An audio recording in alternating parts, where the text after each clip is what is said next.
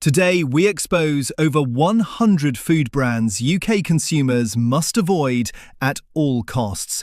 Because a lot of food brands these days are full of misleading natural labels, heavy metals, PFAS, forever chemicals, and many other contaminants that can cause serious health problems. This is a compilation of hundreds of hours of extensive research across all major brands in the UK supermarkets, and these are the ones that you should leave on the shelf. Starting with Spreadables and butter. Number 1. Kerrygold, pure Irish butter with a chemical stain. Kerrygold has long been the gold standard. Grass-fed Irish cows, rich yellow colour, and a flavour chefs love. But in 2023, a scandal cracked its golden image wide open. Independent tests found that Kerrygold's foil wrappers contained PFAS chemicals, so-called forever chemicals linked to cancer and hormone disruption. The contamination was so serious that some US states banned sales until new packaging was introduced. A lawsuit alleged the butter was adulterated, and regulators agreed it was plausible consumers were misled. Think about that. A brand marketed as pure Irish butter was literally wrapped in toxic chemicals. Or newer, Kerrygold's parent company scrambled to redesign the wrappers, but the damage to trust was already done. And while the core block butter is real cream, the Spreadable line repeats the same sin as others, diluted with 20% rapeseed oil and artificial colouring to mimic the golden hue. Consumers pay up to £3 for a 250-gram pack, expecting untainted quality. But between oil blends, inflated pricing, and chemical-laced packaging, Kerrygold is a reminder that no brand is too premium to cut corners. It still sells millions worldwide, but if your butter comes wrapped in toxins, can you really call it pure? Number 2. Country Life, the patriotic illusion. You'll never put a better bit of butter on your knife. That jingle made Country Life iconic in Britain. Ads with John Lydon of the Sex Pistols even tied punk rebellion to butter patriotism. But behind the Union Jack and rolling fields is a different story. Yes, the block butter is standard dairy, but the Spreadable? Once again, 50% butter, 25% oil, and the rest water. Half of what you're paying for isn't from a cow at all. And then there's the recall. In 2008, Country Life Spreadable had to be pulled from shelves after pieces of plastic were found in tubs. The contamination came from broken machinery, tiny blue fragments lurking in what people thought was safe butter. Country Life plays heavily on its 100% British milk claim. True enough. But since 2019, profits flow not to British farmers but to Saputo, a Canadian multinational. The Union Jack packaging may tug your heartstrings, but the money goes abroad. Taste tests show Country Life performs decently, but no better than cheaper supermarket brands. The price, however, remains inflated. Consumers pay for the flag and the nostalgia, not for unique quality. In short, Country Life leverages patriotism and tradition while quietly watering down its product, and once literally filling tubs with plastic. Number 3. Waitrose Essential. Waitrose has a reputation for quality. If any supermarket brand was supposed to be safe, it was this one. The Essential Waitrose butter was marketed as clean, straightforward, and dependable, and for years it lived up to that promise. But in April 2024, everything changed. Waitrose was forced into a nationwide recall when inspectors discovered pieces of blue cloth and plastic inside 500-gram blocks of its salted butter. The Food Standards Agency issued an urgent "do not eat" warning. Consumers were told the product was unsafe, carrying a choking hazard. Think about the scale of that failure. Butter is one of the simplest foods to produce, yet fragments from cleaning rags and gloves slipped through the line and ended up in fridges across Britain. A brand built on premium trust had literally packaged rubbish into its butter. Waitrose acted quickly, apologised and offered refunds.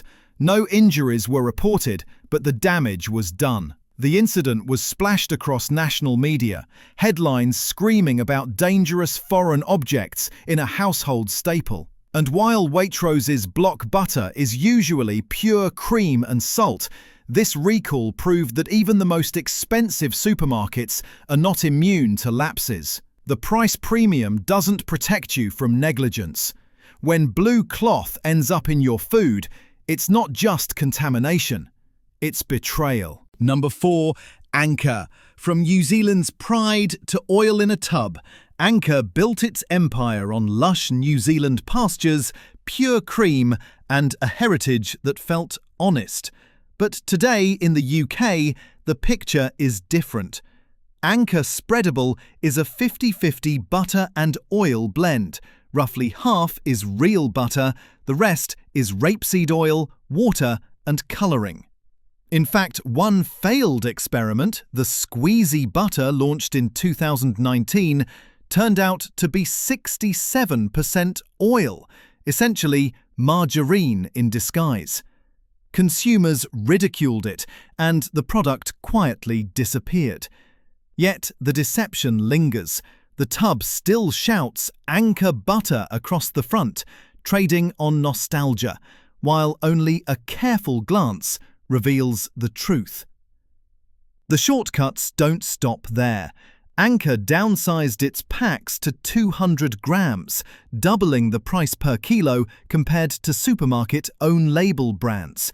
And despite the marketing promises of creamy taste, blind taste tests rank it mediocre at best. Neutral, a little greasy, reviewers said. Anchor markets itself as farmer-owned, wholesome and patriotic, but the butter you're spreading is often less than half cow's cream. Behind the Union Jack branding is a product not much different from the cheapest spreads on the shelf, only twice the price. Number 5. Lurpak, the great butter dilution. For decades, Lurpak was the crown jewel of Danish butter. Foil-wrapped, creamy, dependable. But look closer at its most popular product, the spreadable tub, and the cracks begin to show. Once upon a time, Lurpak Spreadable contained over 85% real butter. Today, that figure has plummeted to just 63.7%, with the rest replaced by rapeseed oil and water. Almost 40% of what you're buying isn't butter at all. The packaging plays tricks too. Lurpak dominates the label in bold letters, while the truth, blend of butter and rapeseed oil, sits in fine print. Technically legal, morally questionable. And here's the kicker. You're still paying a premium. In 2022, during the cost of living crisis, a single pack of Lurpak reached £6 in supermarkets, with some stores even fitting security tags to stop theft. Imagine that. Butter so expensive it had to be locked up. Meanwhile, the company quietly shrank its 250-gram blocks down to 200 grams, a stealth price hike known as shrinkflation. No contamination recalls have hit Lurpak, but the manipulation is financial. You're paying butter prices for oil and water, dressed up in silver foil. Social media didn't hold back. Critics called it the greatest lie of our generation in dairy. So next time you see that shiny pack, remember, the luxury image is just that, image. The reality is diluted. Number 6. I can't believe it's not butter, because it isn't. The name says it all, but the deception goes deeper. I can't believe it's not butter isn't butter at all. It's a margarine-style spread made from vegetable oils, additives, flavourings and emulsifiers. No milk fat, no cream, nothing that qualifies as butter under UK law. So why is it on this list? Because despite being entirely artificial, the brand's marketing has for years piggybacked on butter's image. bright yellow tubs, soft, creamy texture, and advertising that frames it as a healthier choice. But healthier for who? The product often contains palm oil, linked to deforestation and habitat destruction. It has gone through multiple recipe changes, sometimes adding dairy, sometimes pulling it out, leaving consumers confused and betrayed. For people allergic to milk, those flip-flops have been dangerous. At times it was vegan-friendly, then suddenly it wasn't, then it switched again. For the average shopper, keeping track of its formula is impossible. And yet, the name itself still trades on butter's reputation. "I can't believe it's not butter" is built on a trick, convincing you it's close enough to the real thing when, in truth, it's chemically engineered to mimic the look and spreadability. This is not butter. It never was, it never will be. Number 7. Utterly butterly, margarine dressed as dairy. If "I can't believe it's not butter" was the first offender, Utterly Butterly is its British cousin. Also owned by Saputo, the same multinational behind Country Life, Utterly Butterly is another oil-heavy spread sold as a fun, budget alternative. But here's the problem. The brand leans on the word butter in its name, splashes British farm imagery across its tubs, and promotes itself with cheerful ads suggesting wholesome dairy goodness. The truth? It's mostly vegetable oil. Palm oil, rapeseed oil, water, colouring and salt make up the bulk of the recipe. Real butter is barely present, if at all. This isn't a dairy product in the traditional sense. It's margarine with a marketing mask. Even worse, Saputo has been criticised for quietly tweaking fat levels and formulations to save costs, while still framing Utterly Butterly as a lighter choice. But lighter doesn't mean better. It means you're spreading processed oils on your toast while believing you're eating something close to butter. And the price? Often just slightly under supermarket own-label butters, despite being cheaper to produce. You're paying for branding, not quality. Utterly Butterly is a masterclass in consumer manipulation, using humour, nostalgia and name play to disguise the fact that it's not butter at all. Number 8. Flora, the shapeshifter. Finally, we come to Flora. Once marketed as the heart-healthy alternative to butter, Flora has been reformulated more times than most people can count. At various points, it has been vegan, then not vegan, then vegan again. It's been promoted as free from palm oil, only to quietly bring palm oil back in. Each shift leaves a trail of confused and angry consumers. And while the branding talks about naturalness and plant power, the ingredient lists often tell another story.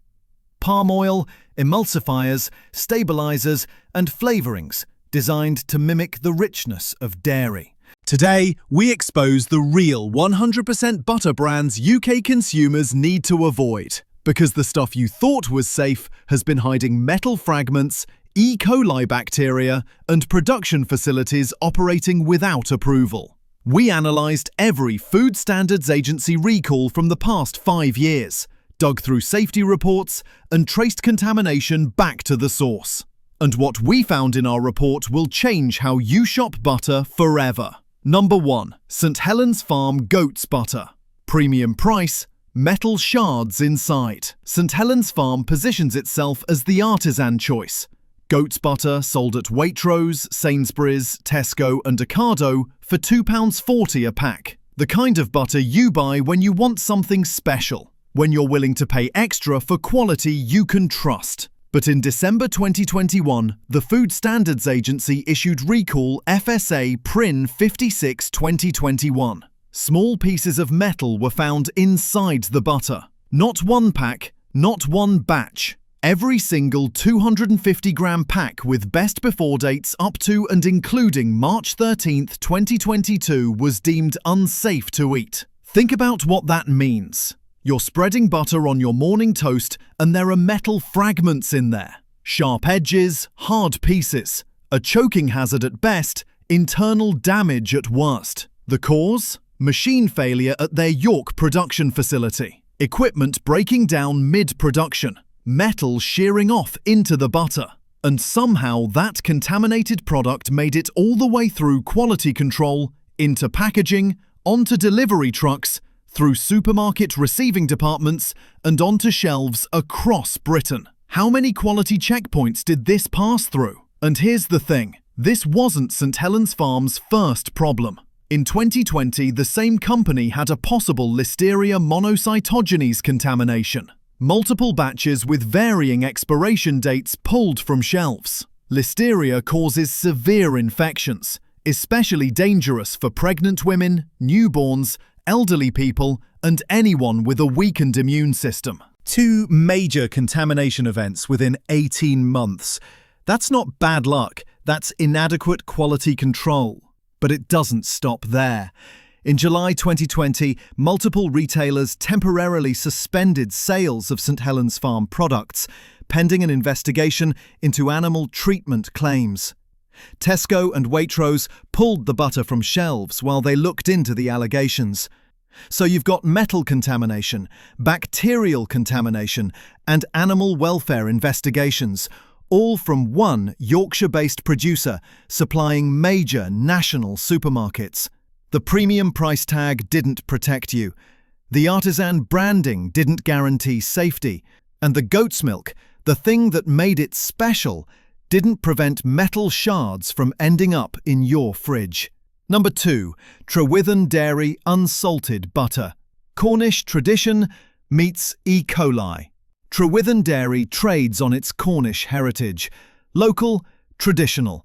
The kind of butter that feels trustworthy because it comes from Cornwall, from rolling green fields and small-scale producers who supposedly care more than the big corporations. You've probably seen it at Tesco, maybe picked it up, thinking you were supporting regional producers. But in March 2022, the Food Standards Agency found high levels of E. coli bacteria in their unsalted butter.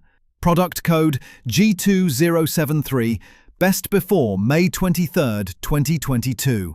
The recall notice was clear about the risk. E. coli can cause severe stomach cramps, bloody diarrhea, and vomiting. Not mild discomfort, severe illness. E. coli is a fecal contamination indicator. It means somewhere in the production process, proper hygiene controls failed. Maybe it was the milking equipment. Maybe it was unwashed hands. Maybe it was contaminated water in the facility. Whatever the source, E. coli doesn't just appear in butter. It's introduced through negligence, through cutting corners, through inadequate cleaning protocols. Number 4. Safi Butter Ghee, operating without approval. Safi sells clarified butter, butter with the milk solids removed. It's marketed to South Asian communities, sold in 600-gram packs, positioned as authentic and traditional. But in February 2022, the Food Standards Agency issued recall FSA Prin 07-2022 with a damning reason.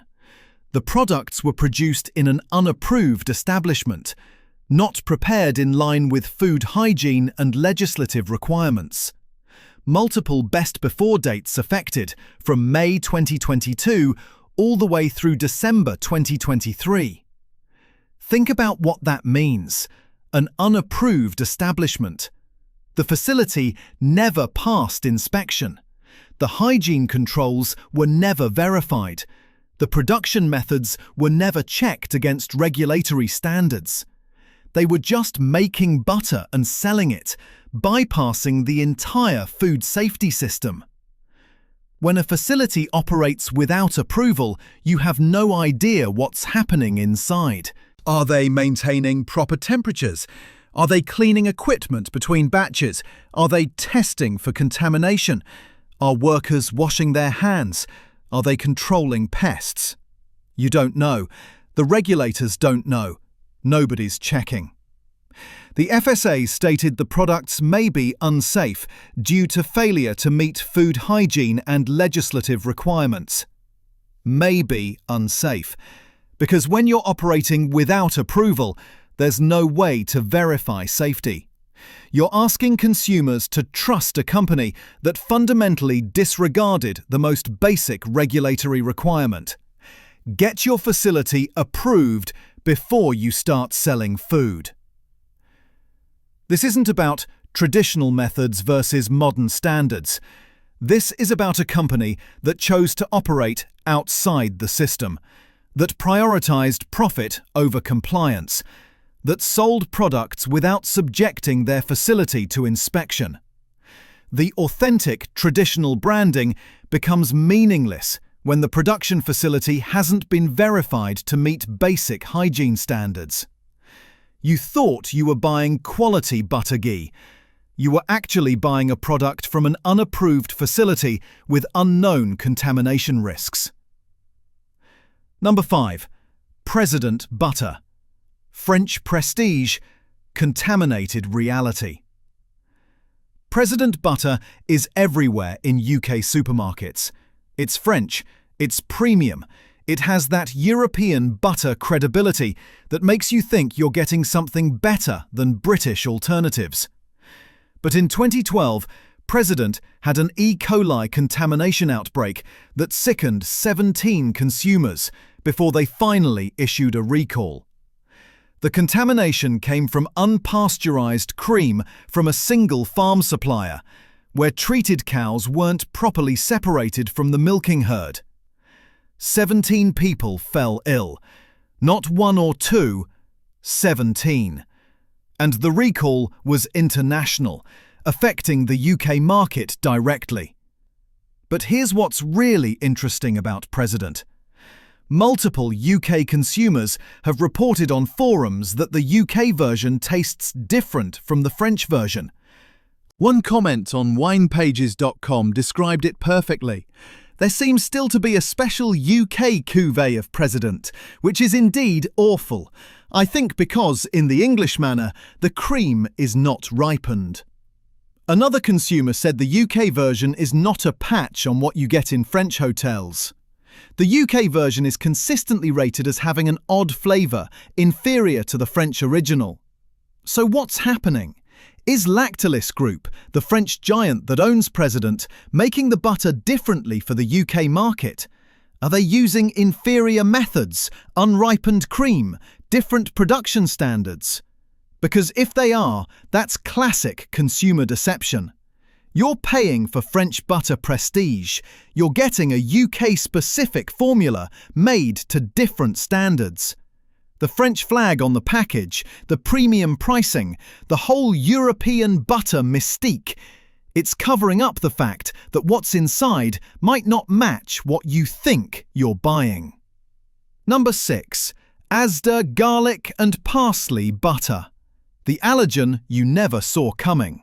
Asda's garlic and parsley butter was sold at the fish counter, positioned as the perfect accompaniment to your fresh seafood. Convenient, simple, a little luxury to elevate your dinner. But between 2018 and 2019, Asda had to recall it because of potential presence of peanuts not declared on the label. Very low levels of peanut may be present in the butter, not declared. For someone with a peanut allergy, even very low levels can trigger a severe reaction: anaphylaxis, swelling, breathing difficulties, a trip to A&E. And they'd have no warning because the label didn't declare the allergen. How do peanuts end up in garlic and parsley butter? Cross-contamination in the production facility. Either they're making multiple products on the same equipment without proper cleaning between runs, or they're storing ingredients improperly, or there's contamination somewhere in the supply chain. Whatever the cause, it represents a fundamental failure to control allergens. UK and EU regulations are crystal clear about allergen labelling. If it's in there, even in trace amounts, you must declare it. Asda didn't. They put customers with peanut allergies at risk because they failed to properly label their product or control cross-contamination in production. This is where the supermarket own brand model reveals its weakness. Asda doesn't make this butter themselves. They contract it out to a supplier. That supplier makes it to Asda's specifications, slaps an Asda label on it, and ships it off. When something goes wrong, who's responsible? The supplier who made it? Asda who branded it? The accountability becomes fuzzy. And in that fuzzy zone, allergen controls fail. You thought you were buying something simple and safe from a major supermarket. You were actually buying a product with undeclared allergens that could put your family at risk. The broader picture is this. Butter contamination is surprisingly common. A Public Health England study published in 2020 analysed samples from 2013 to 2019 and found that only 51% of butter samples from routine monitoring were satisfactory microbiologically. That's worse than milk, worse than cream, worse than cheese, worse than ice cream. Butter had the lowest satisfaction rate of any dairy product tested. The main concerns? Listeria monocytogenes, E. coli, and coagulase-positive staphylococci, the stuff that makes you seriously ill. Research from Nordic Food Lab in 2025 identified another problem: oxidation. Butter can turn rancid even in your fridge if it was previously exposed to light or oxygen during the supply chain. Those chain reactions continue after you buy it, and there's no disclosure requirement. No label telling you the butter sat in bright light during transport. No way to know if oxidation has already begun. So what does this mean for you? First, understand that premium pricing doesn't equal safety. St Helens Farm, Trewithen, Guernsey Dairy. President. We reveal the truth about the 8 worst packaged bread brands in the UK.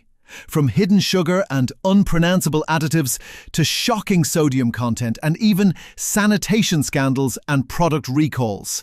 Stick around until the end of the video to find out the 2 best brands, the truly legit options that let you eat well and stay healthy. Number 1. Marks & Spencer. The only 5 ingredients fraud under official investigation. M&S has been marketing bread rolls with bold front-of-pack claims. Only 5 ingredients. It's designed to attract health-conscious shoppers willing to pay premium prices for clean food. But when Real Bread campaign investigators read the actual ingredient lists in June 2024, they found 11 to 15 ingredients. Trading Standards opened a formal investigation. Birmingham City Council is now examining whether M&S violated consumer protection laws. How does M&S claim 5 ingredients when there are 15?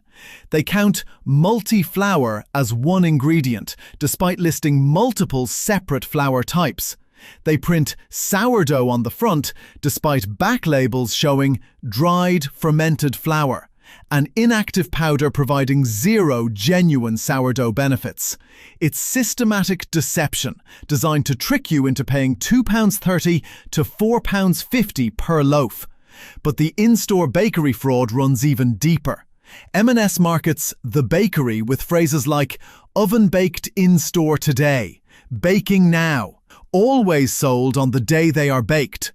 When investigators visited an M&S in Beckenham in June 2024, staff admitted all bread arrives frozen from an industrial facility in Wrexham, producing 75,000 loaves per week. Nothing is made from scratch on site. You're paying premium prices for reheated, frozen industrial bread marketed as artisan craft. That's why M&S earns the worst score. Systematic fraud under active government investigation. Number 2. Allinson. The ultimate betrayal of a founder's legacy. This brand represents the most profound betrayal in British bread. Dr. Thomas Allinson was a Victorian health reformer who fought flour adulteration in the 1890s. He bought his own stone mill to produce pure wholemeal flour and wrote, "When ground, nothing must be taken from it, nor must anything be added." That was his founding principle. Modern Allinson, now owned by Allied Bakeries, part of Associated British Foods, represents everything Dr. Allinson opposed. They use high-speed roller mills, not stone mills. They add multiple synthetic additives, and they employ the Chorleywood bread process, a 1961 industrial method that slashes production from 24 hours to 3.5 hours, using ultra-high-speed mixing, extra yeast, hard fats, and chemical dough conditioners. When the Real Bread campaign investigated Allinson's so-called sourdough, they asked simple questions. How long is fermentation? Are processing aids used? Allinson's response: we don't ordinarily comment on the secrets of our baking process, so we'll pass on that one. Here's what they're hiding. UK law allows manufacturers to add up to 15 different enzymes per loaf without declaring a single one on labels. They're classified as processing aids that supposedly get used up during baking. The Federation of Bakers admitted we could not stop using them. Research published in Clinical and Experimental Allergy proved fungal alpha amylase remains active in bread crust after baking. Up to 20% survives. It causes allergic reactions and oral swelling. Another enzyme, transglutaminase, has been linked to triggering celiac disease responses. These aren't theoretical risks. These are proven harms from additives you cannot see because Allinson and other manufacturers lobbied for the right to hide them. Number 3. Warburton's, Britain's biggest baker, admitting industrial deception. Their website openly states, "To bake our bread, we use the Chorleywood bread-making process. We are able to produce more than 2 million fresh bakery products each day." But then they market these industrial products as traditional and from family bakers since 1876. Their original farmhouse loaf, £1.60 for 800 grams, contains calcium propionate, emulsifiers E472E and E471, ascorbic acid, palm oil, soya flour, and those undeclared processing aids. But here's what makes calcium propionate particularly dangerous. Harvard researchers at the T.H. Chan School of Public Health gave 14 healthy participants meals containing 1 gram of this preservative, roughly the amount in several slices of bread. Within 30 minutes, stress hormones shot up. Norepinephrine, glucagon, and a hormone called FABP4 all spiked, instructing liver cells to produce excess glucose. Your blood sugar spikes even though you haven't eaten sugar. When they tested chronic exposure on mice using human equivalent doses, the results were stark. Significant weight gain and insulin resistance, the defining features of type 2 diabetes. Professor Gökhan Hotamishligil stated, "Understanding how ingredients in food affect the body's metabolism could help us tackle the dual epidemics of obesity and diabetes." With 9 to 12 million loaves sold daily in the UK and 3 slices of branded bread delivering consistent E282 exposure, millions consume this metabolic disruptor at every meal. But Warburton's most egregious deception is their so-called sourdough range. Real Bread campaign exposed this in June 2025. Sourdough but softer products cost £1.85 per 400 grams, £3.70 per 800 gram equivalent. It costs them barely more to produce than standard white, but they charge double because sourdough tests well with health-conscious consumers. And despite E282 supposedly providing 6-day shelf life, Trustpilot overflows with complaints. 2 loaves mouldy, well within best before date. Totally inedible, like cardboard. Tea cakes shrunk in size and soared in price. Number 4. Hovis. Heritage marketing for private equity products. Hovis markets countryside imagery, the iconic Gold Hill cobbles, and strength to the nation since 1886. The reality, owned by private equity since 2014. Passed from Premier Foods to Gauze Group to Endless LLP, now being acquired by Associated British Foods. When Real Bread campaign tested Hovis White Bloomer baked with signature sourdough, they found 4% sourdough starter plus baker's yeast, E282, E472E, E471 emulsifiers, palm fat, and ascorbic acid. Price £1.85 to £2.15. When asked fermentation time, Hovis responded, "Recipe information is confidential." The Advertising Standards Authority received complaints in 2009, 2019, and 2023 to 2024 for misleading traditional, rustic, and artisan marketing. Despite documented evidence of synthesized emulsifiers and factory production, ASA rejected every complaint. In February 2024, they ruled Hovis rustic bloomers containing E472E could still be marketed as rustic and traditional because consumers supposedly understand Hovis is mass-produced. This is regulatory capture. The agency meant to protect you is protecting manufacturers instead. And here's why those emulsifiers matter. A French study in the BMJ tracked 95,000 adults over 7.5 years and recorded nearly 2,000 cardiovascular disease cases. E471 raised cardiovascular disease risk by 7%, coronary heart disease by 8%. A 2021 study in Microbiome revealed these emulsifiers irreversibly decrease beneficial gut bacteria, reduce anti-inflammatory fecalibacterium, and increase inflammatory biomarkers. Dr. Megan Rossi at King's College London explained, "Emulsifiers work like soap. They're also used in detergents, making your gut lining vulnerable to inflammatory microorganisms. You're eating substances that work like detergent on your gut 3 times daily." Number 5. Tesco. Identical additives in budget and premium ranges. This is where the premium pricing scam becomes undeniable. Tesco offers budget bread at 75p per 800 grams and Finest at £1.30 to £1.65. Compare ingredient lists.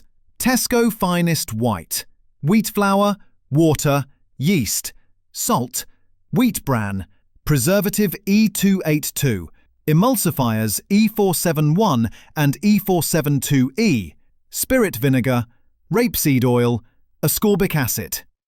Tesco Standard White, wheat flour, water, yeast, salt, rapeseed oil, spirit vinegar, preservative E282, emulsifiers E472E and E471, palm oil, ascorbic acid. Same preservative triggering insulin resistance. Same emulsifiers damaging cardiovascular health and gut bacteria. Same flour treatment agent. The only difference is, Finest adds wheat bran and calls it sourdough, despite containing dried fermented flour providing no fermentation benefits. Tesco charges a 100 to 120% premium when both contain identical industrial additives and both use the Chorleywood process. An ASA ruling found Tesco guilty of claiming fresh bread baked from scratch in our in-store bakery, when only 504 of 2,362 stores actually baked from scratch. Most just rebake frozen loaves. Yet the deceptive marketing continues. Number 6. Kingsmill. Processing aids exploitation across every range. Kingsmill, owned by Allied Bakeries alongside Allinson, Standard White at £1.23 contains wheat flour, water, yeast, vegetable oils including palm, soya flour, vinegar, emulsifier E472E, preservative calcium propionate, and ascorbic acid. The 50/50 healthier white, marketed as more nutritious, identical additives. The only addition is wheat protein and a higher price. But here's what makes Kingsmill particularly egregious. Allied Bakery's own Allinson flour products explicitly list flour treatment agents, alpha amylase, hemicellulase, on packaging. This proves the company uses these enzymes, yet none appear on Kingsmill bread labels, because UK law deems them processing aids not requiring declaration. Those enzymes persist after baking. They cause allergic reactions, but you cannot make informed choices when up to 15 ingredients remain hidden, because manufacturers self-determine what qualifies as processing aids, then hide them from you. Number 7. Roberts Bakery. Family tradition ended. Corporate deception continues. Roberts marketed itself as a fourth-generation family bakery, baking since 1906, with traditional Cheshire values and regional pride. This image masked large-scale operations across 3 factories, employing 750 staff, generating £96 to £100 million revenue, and supplying 2,240 retail outlets nationally. When Real Bread Campaign investigated Roberts' products, Roberts declined to answer questions about manufacturing methods. They filed an ASA complaint, but Roberts removed advertisements during investigation, escaping accountability. Following a devastating June 2023 fire destroying 2/3 of production capacity, Roberts entered administration in October 2025. Beauparent Private Office rescued the business, saving 433 jobs. But the Roberts family no longer owns or controls the company. Yet marketing still suggests family artisan methods when it's now corporate operations using standard industrial additives across all ranges. Number 8. Sainsbury's. Better than the rest, still industrial. Sainsbury's earns the highest score among worst offenders because some taste the difference lines actually remove problematic additives. Their sourdough white at £1.80 genuinely eliminates E282 preservative and E471/E472E emulsifiers. This proves manufacturers can make cleaner bread. They just choose not to for mainstream ranges because chemical shortcuts extend shelf life and reduce costs. But even premium lines contain ascorbic acid, proving Chorleywood process usage and likely undeclared processing aids. Their Tiger Loaf contains L-cysteine, E920, historically sourced from human hair, now from chicken or duck feathers. And standard Sainsbury's white at 75 pence contains E282, E471, E472E, identical to Tesco and every other major brand. While some additive reduction occurs in premium ranges charging 140 to 200% markups, consumers still receive industrially produced bread at artisan prices. Now here's what you need to understand about why this matters beyond feeling deceived. That Harvard research showing calcium propionate triggers insulin resistance, with diabetes affecting 1 in 10 UK adults, costing the NHS £10 billion annually, bread makers shouldn't be permitted to add metabolic disruptors to staple foods consumed by millions. Those French cardiovascular findings, with heart disease killing 160,000 UK residents annually, manufacturers prioritising shelf life over health represents corporate negligence. But there are 2 brands proving clean bread doesn't require premium prices. Schneiderbrot, German integrity at £1.10, available at Waitrose, Tesco and Asda for £1.10 to £1.40 per 500 grams. Whole grain rye bread. Ingredients: flour, water, salt, sourdough, yeast only. Completely free from E282, emulsifiers, processing aids, palm oil, added sugars, and artificial additives. Genuine sourdough fermentation using traditional German baking standards. Dense, nutritious rye providing sustained energy. At £1.10, it actually costs less than Warburton's, while eliminating every problematic additive. This proves affordable, clean bread exists. Manufacturers just choose not to make it because industrial shortcuts are more profitable. Biona Organic, the gold standard at £2.50. Made in Germany by Family Bakery, established 1927. Complete ingredient list. Whole grain rye meal 43%. Water, sourdough, sea salt. All certified organic. Confirmed free from E282, emulsifiers, processing aids, commercial yeast, artificial additives, and GMO ingredients. 10 grams fiber per 100 grams, the highest among widely available breads. Biona's bread category grew 183% between 2023 and 2024, generating 2.3 million in sales. That explosive growth proves British consumers will buy genuinely clean bread when it's available at Tesco, Ocado, and Holland & Barrett. The only challenge is storage. No preservatives means 2 to 3 day fresh consumption. Solution: freeze half immediately. Slice first, then freeze. Remove slices as needed and toast from frozen. Perfect for avoiding waste while ensuring you never run out of clean bread. So check your labels this week. If you see E282, E471, E472E, or E481, you're consuming ultra-processed bread linked to diabetes, heart disease, and gut damage.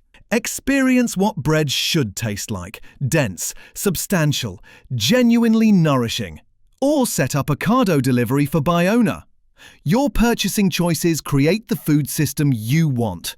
And Biona's growth proves consumer demand for clean bread is exploding.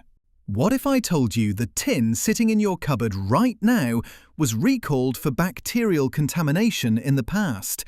And what if the olive oil drowning your sardines isn't real olive oil at all? Here's what nobody's telling you. Since Brexit, the UK's mercury limits for fish are now 67% higher than the EU's. For over 3 years, Britain conducted virtually zero safety checks on food imports, and 60% of your tinned sardines come from Morocco, where production has collapsed, leaving factories scrambling to fill tins with whatever they can get. So today, we have 4 sardine brands you must avoid and 2 that are actually safe to eat. Watch until the end, because that tin you thought was protecting your heart might be doing the exact opposite. Number 4. John West. This is the household name, the brand your nan bought, the tin that dominates every supermarket shelf from Tesco to Waitrose. John West sells more sardines in Britain than anyone else, and they've been recalled twice since 2020 for bacterial contamination. In February 2020, the Food Standards Agency pulled John West sardines in tomato sauce from Asda shelves. The reason? Suspected bacterial contamination causing swollen cans.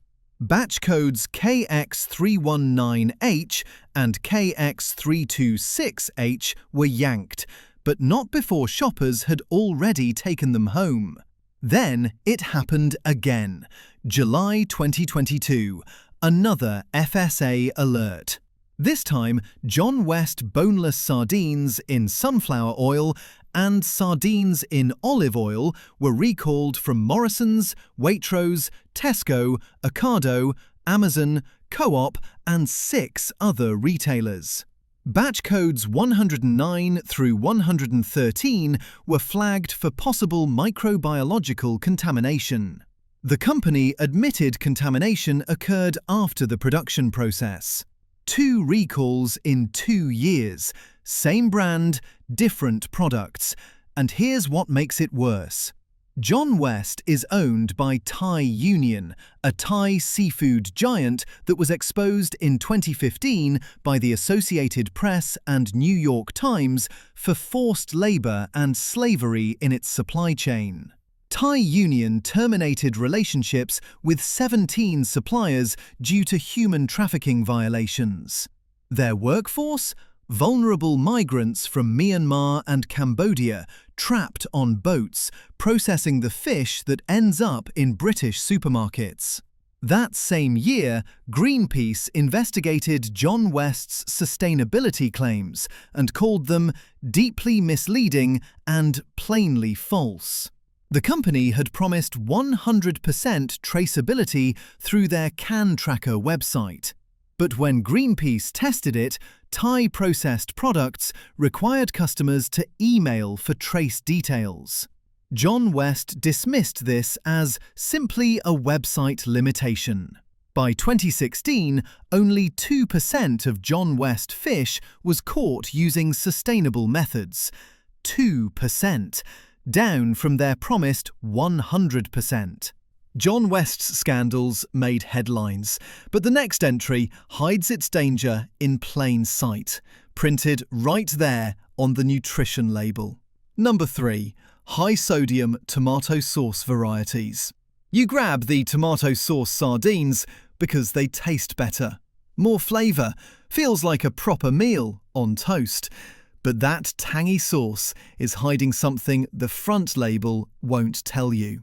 Prince's sardine and tomato paste contains 1.15 grams of salt per 100 grams. That's the highest of any major sardine brand in Britain. One single tin delivers 17% of your entire daily sodium limit. Eat 2 tins and you've consumed over a third of the maximum salt the NHS says you should have in an entire day. Here's why that matters. The average British adult already consumes 40% more salt than recommended. 28% of UK adults have high blood pressure. And the British Heart Foundation reports that excess sodium contributes to approximately half of all heart attacks and strokes in this country. If you're over 60, if you're already on blood pressure medication, if you're taking ACE inhibitors or diuretics, that tomato sauce tin isn't comfort food. It's a cardiovascular gamble. And the sodium isn't the only problem. Sardines in tomato sauce also contain added sugars, so you're getting a double hit. Salt driving up your blood pressure, sugar messing with your blood glucose, all disguised as a healthy protein choice. The fix? Flip the tin. Check the salt content per 100 grams. Anything over 1 gram should raise questions.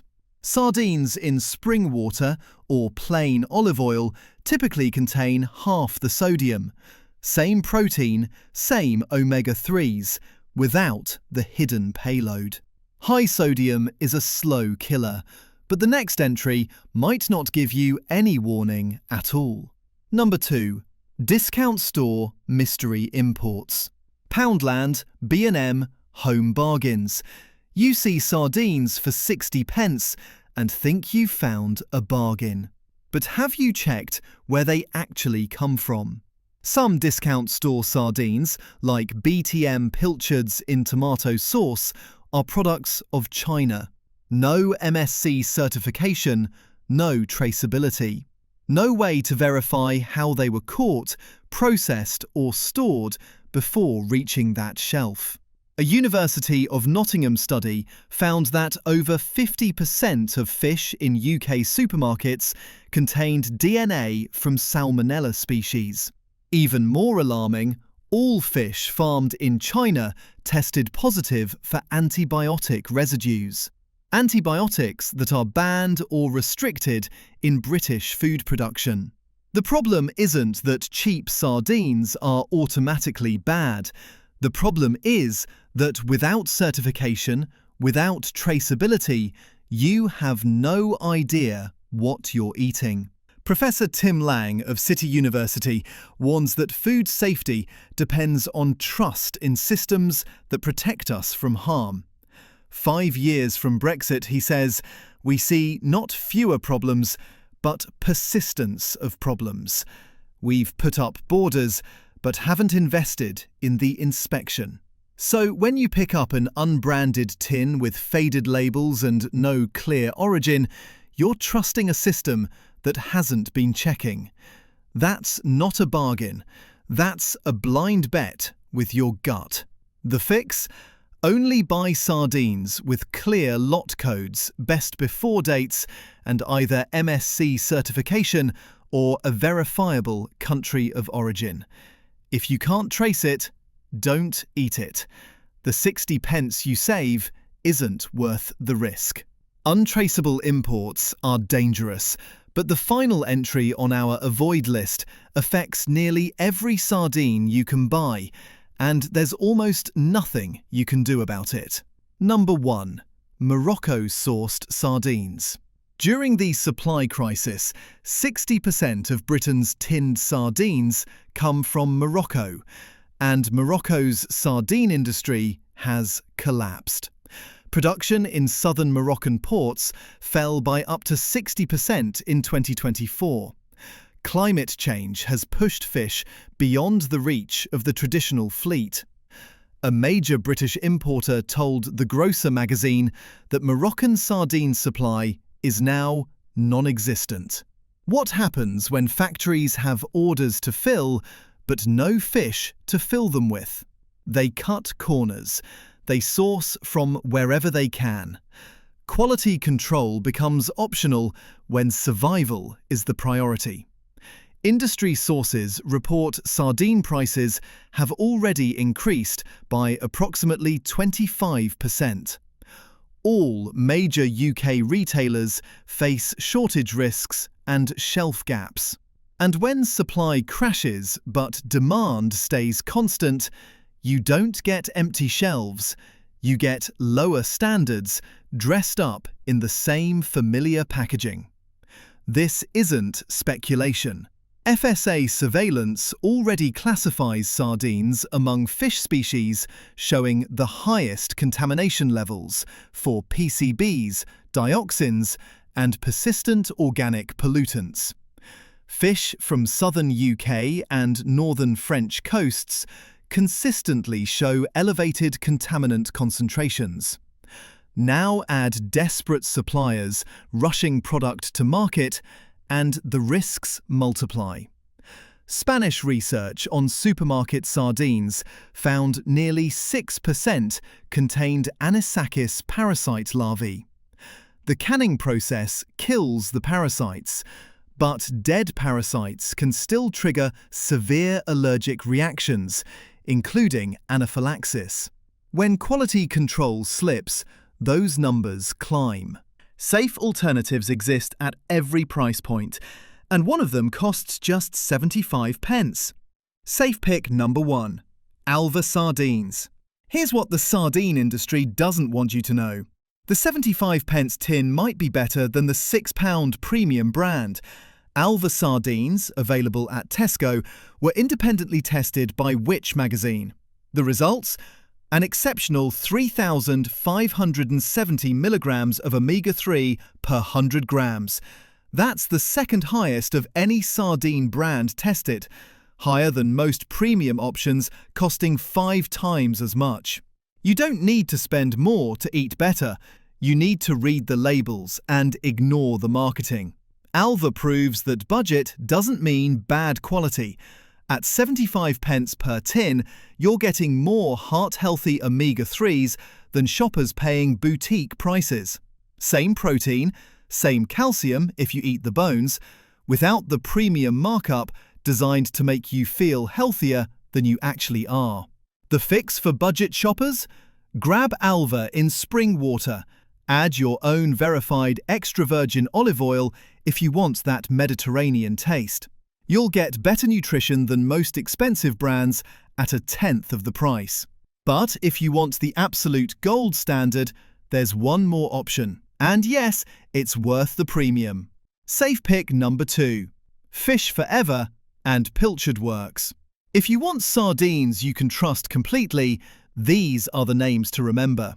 Fish Forever tested highest of any brand for omega-3 content, with an exceptional 4,200 milligrams per 100 grams. They carry full MSC certification. Organic options are available, and they're transparent about sourcing in ways that John West only pretends to be. Then there's Pilchard Works, and this one matters for a different reason. These are the only sardines caught and canned in Britain.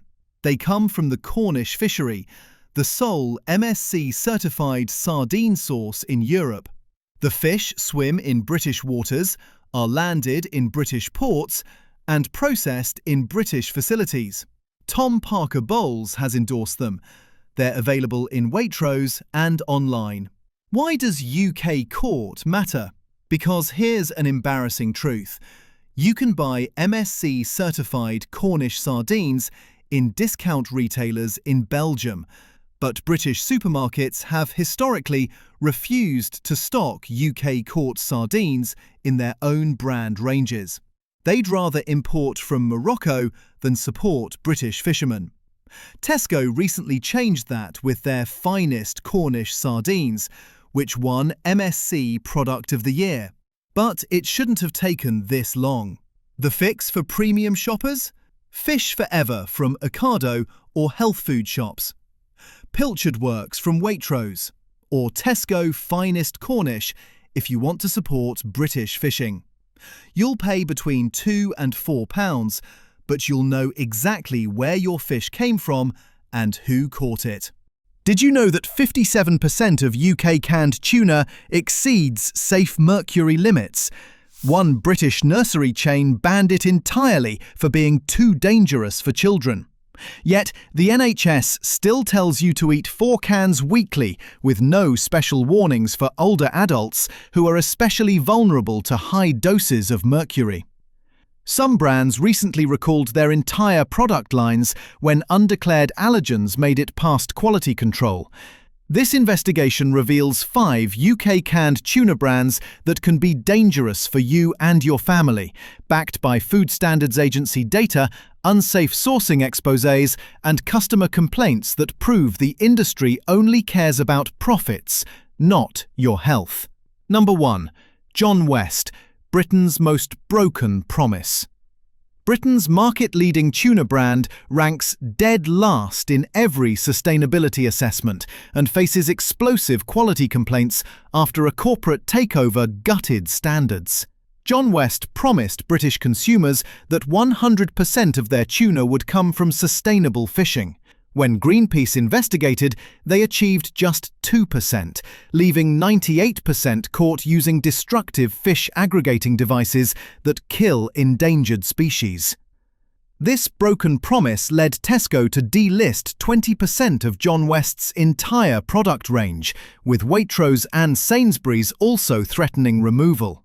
Greenpeace called their claims deeply misleading and plainly false.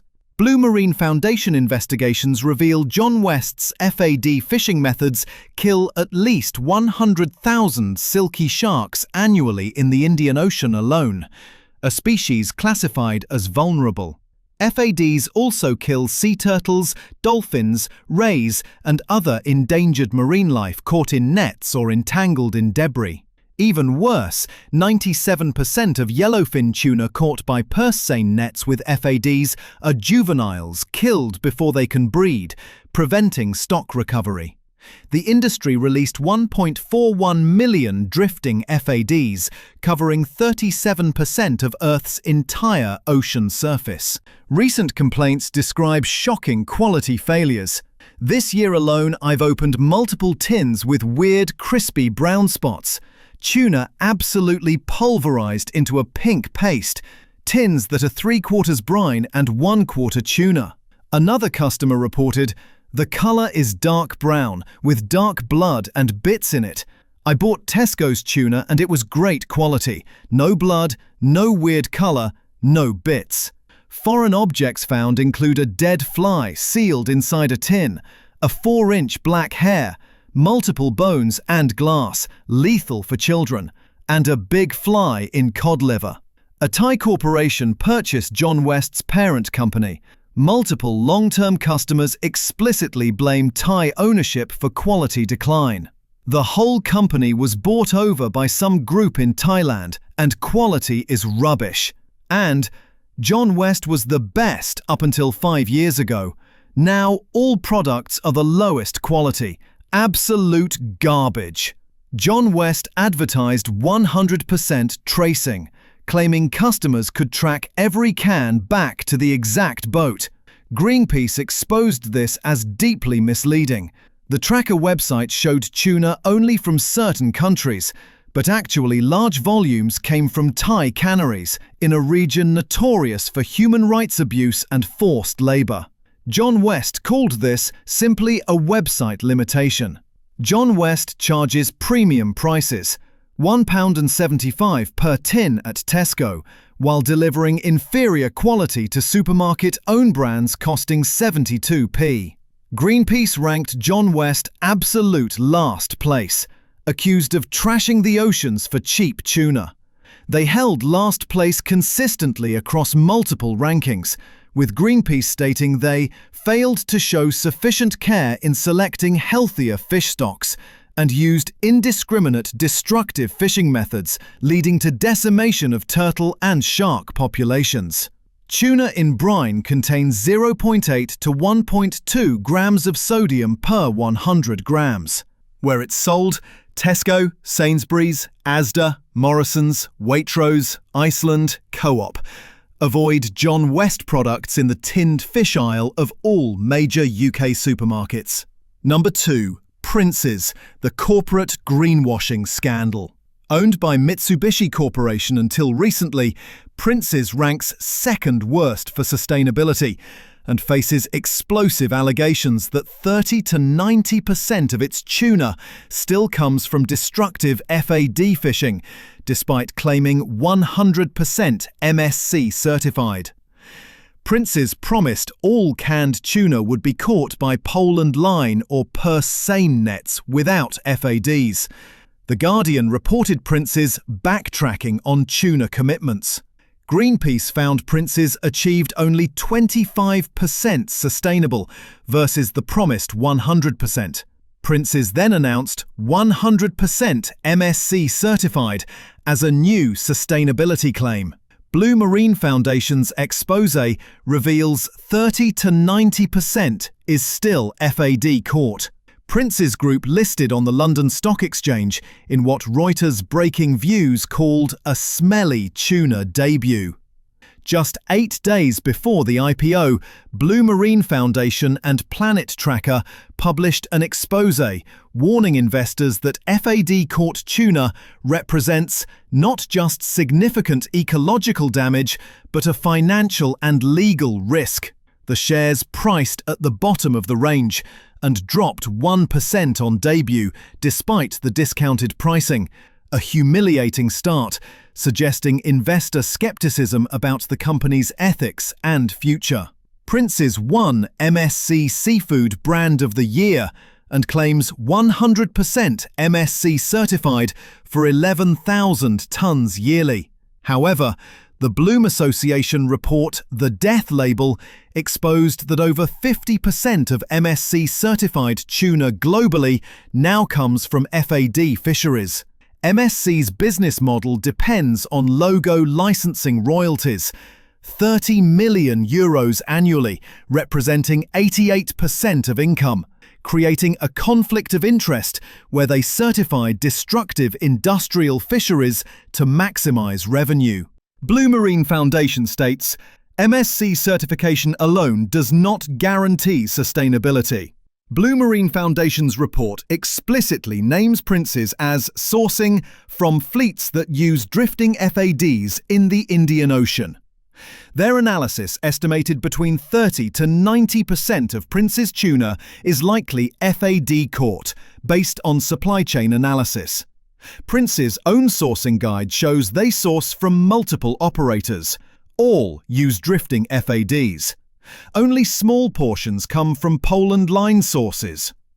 Greenpeace placed Princes dead last in their rankings. Greenpeace stated, most of Princes tuna is caught alongside large quantities of bycatch, and it also sells big eye tuna, which is described as vulnerable on the IUCN Red List, as well as yellowfin tuna. It also doesn't mention on the label how the tuna was caught or even which species it is. In later rankings, Princes ranked second to last, with reports stating, The second worst company uses damaging fishing methods to source 75% of its supplies. Quality complaints from UK customers include: I was a master butcher. I normally love Prince's corned beef, until I got a tin that was a watery mush, unedible. It cost me £50 to take 4 of us out for dinner. Another customer reported, today I opened a can of Prince's drained tuna steak in spring water and found a visible bone inside. Thankfully, I noticed it before mixing it into my salad. Otherwise, it could have posed a serious choking hazard. Additional complaints describe half-full tin of tuna chunks. The rest was sunflower oil. About enough tuna for one sandwich. Absolutely disgraceful. Prince's 4-pack costs £4.25 at Tesco regular, or £3.75 with Clubcard. Single 145-gram tins cost approximately £1.75, making Prince's 143% more expensive than Sainsbury's sustainable alternative at 72p, despite lower environmental credentials. Seafood Source reported Mitsubishi paused an initial sale attempt when bids came up £200 million short. The company finally sold to an Italian firm for £700 million, raising questions about whether declining performance and sustainability scandals motivated the sale. Where it's sold: Tesco, Sainsbury's, Morrisons, Co-op, Waitrose, Asda, Iceland. Avoid Prince's products in all major UK supermarkets. Number 3. Tesco own brand. The Oriental and Pacific scandal exposes supermarket hypocrisy. Tesco ranked bottom of Greenpeace's UK tuna league table after stocking the most unsustainable tuna on major supermarket shelves, while simultaneously claiming 100% sustainability for own brand products. Hugh Fearnley-Whittingstall's Channel 4 documentary exposed that Tesco was stocking Oriental and Pacific brand tuna, caught using destructive fish aggregating devices with purse seine nets, methods that killed sharks, rays, and turtles as bycatch. The hypocrisy was stunning. Tesco had just achieved 100% pole and line certification for own brand tuna, then immediately undermined this achievement by stocking Oriental and Pacific. Over 85,000 people signed a petition demanding removal, with no information on cans about catching method. Pure consumer deception. The scandal dragged on until the Oriental and Pacific manufacturer finally committed to sustainable sourcing after massive public pressure. Critically, Tesco refused to remove the product. The manufacturer only caved due to consumer backlash. Greenpeace stated, "That's no thanks to Tesco. They failed to move when we revealed how Oriental and Pacific tuna is caught." Tesco's current own-brand tuna carries MSC certification, providing false assurance of sustainability. The Bloom report exposed that 83% of MSC-certified volumes come from destructive fisheries, including bottom trawls, dredges, and FADs. MSC-certified tuna volumes multiplied by 730 times, roughly half the global tuna catch. 57% of MSC-certified tuna is now caught using destructive FADs, up from 0% initially. Bloom calls MSC the death label, arguing standards have been consistently weakened to certify industrial tuna fisheries and maximise the €30 million annual logo licensing revenue, representing 88% of MSC's income. Most shockingly, MSC certified a Mexican fishery that deliberately targets dolphins to catch tuna, resulting in death of hundreds of dolphins annually. MSC suspended this certification, but the fishery is now in transition for re-certification. The Bloom report found 57% of European tinned tuna, including UK, exceeds 0.3 milligrams per kilogram threshold used for other fish species. One tin tested at 3.9 milligrams per kilogram, 13 times the protective limit. Blue Marine Foundation's report found that UK supermarkets have strong sourcing policies for own-brand tuna, prohibiting FADs. But the same retailers sell brand-name tuna like John West and Prince's caught with FADs on shelves right next to their sustainable own brands. Where to avoid? All Tesco stores nationwide in the tinned fish aisle. While quality per pound is reasonable at 70 to 80p, the MSC greenwashing and historical deception make this an unethical purchase. Number 4. Asda Own Brand and Just Essentials. Britain's most complained about supermarket delivers worst value.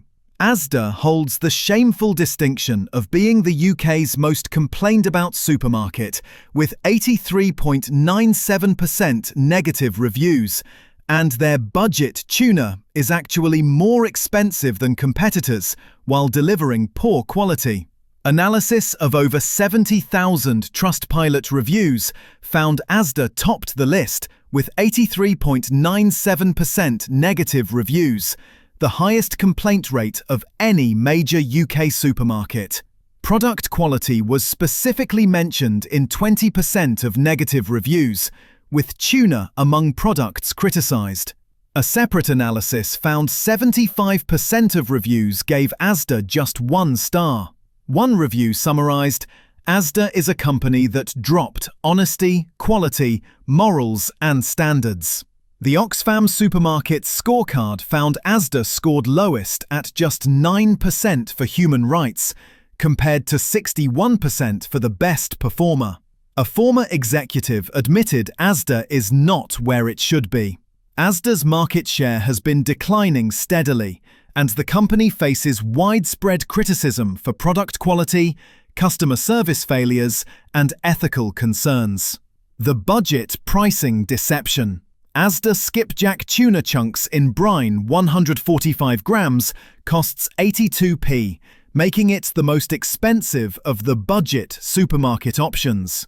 Asda charges 82p, Aldi 72p, Sainsbury's 72p, Tesco 70 to 80p, Lidl 75p for 160 grams. Asda's budget branding is 14% more expensive than Aldi, a deliberate deception targeting price-conscious shoppers who assume value range means lowest price. Launched as the Just Essentials range, the budget line has been criticised for quality issues. Reviews report raw meats pumped full of water, jar sauces super runny, fruit tiny and poor quality. More concerning, 41 Just Essentials products were unavailable online but available in-store. The range shrunk by 8%. Products rationalised, despite Asda claiming expansion.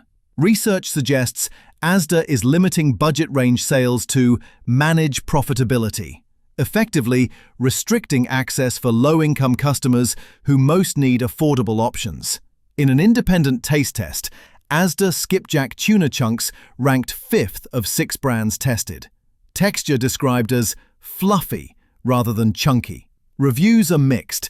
Some praise it, but overall quality perception is mediocre considering the inflated price point. Asda tuna in brine contains typical 0.8 to 1.2 grams of sodium per 100 grams. High risk for viewers over 55 with cardiovascular conditions. One 145-gram tin in brine provides approximately 1.2 to 1.7 grams of sodium, half to 2/3 of the daily maximum. For older adults managing high blood pressure, heart disease or kidney problems, this represents significant health risk. Where to avoid? All Asda supermarkets nationwide in the tinned fish aisle. The Just Essentials budget range is particularly problematic due to availability issues, quality variability, and deceptive pricing that actually costs more than genuine budget retailers Aldi and Lidl. Avoid especially if on fixed pension income. You're paying a premium for an inferior product marketed deceptively as value. Number 5. Aldi Lidl Budget Tuna. Major allergen recall and historical mislabeling scandals. While Aldi and Lidl offer lower prices than other supermarkets, both discounters face serious safety and quality concerns that demand caution from UK consumers over 55. Aldi issued a major product recall for the Fishmonger Soy and Ginger Fusions tuna, 80 grams, due to undeclared wheat gluten, not mentioned on the label. This poses a health risk for anyone with celiac disease or wheat or gluten allergy or intolerance. On the positive side, Aldi's The Fishmonger Tuna Chunks in Brine, 145 grams, costs 72 pence, joint cheapest alongside Sainsbury's.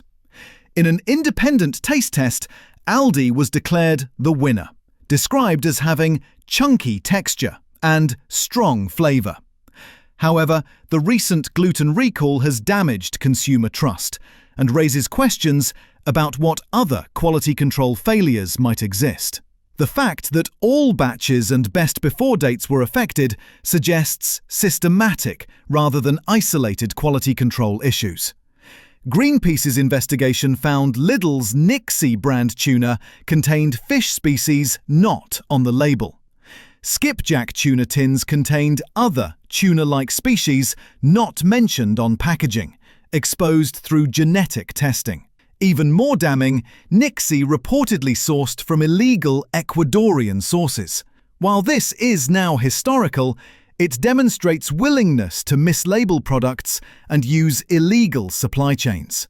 Lidl ranked dead last in Greenpeace's Italy rankings, with nearly 80% of Nixie brand caught unsustainably. However, Lidl has made significant improvements since, introducing FAD-free tuna products and committing to ending transshipment. Lidl won bronze MSC UK Supermarket of the Year, with 146 MSC products.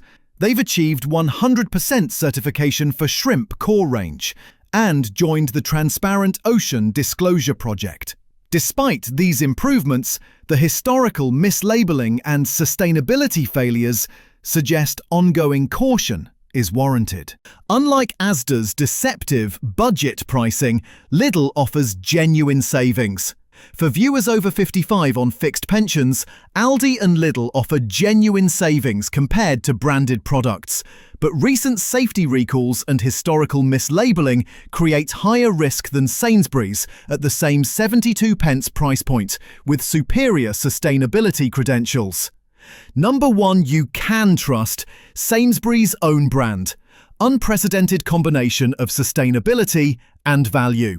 First Big Four supermarket to achieve 100% MSC certified and 100% Poland line caught across all own brand canned tuna, while simultaneously reducing prices by 36%.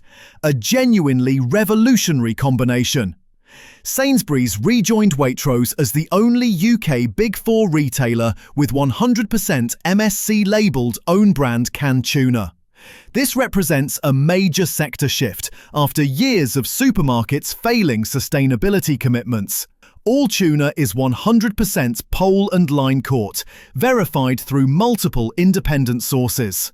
Sainsbury's is now the UK's biggest importer of pole and line tuna from the Maldives. Unlike FADs used by John West and Princes that kill 100,000 plus sharks, turtles and rays annually, pole and line fishing has near zero bycatch, less than 0.4% in the Azores monitoring program, the longest-running tuna science program globally. Individual fish are caught one at a time using poles, hooks and live bait.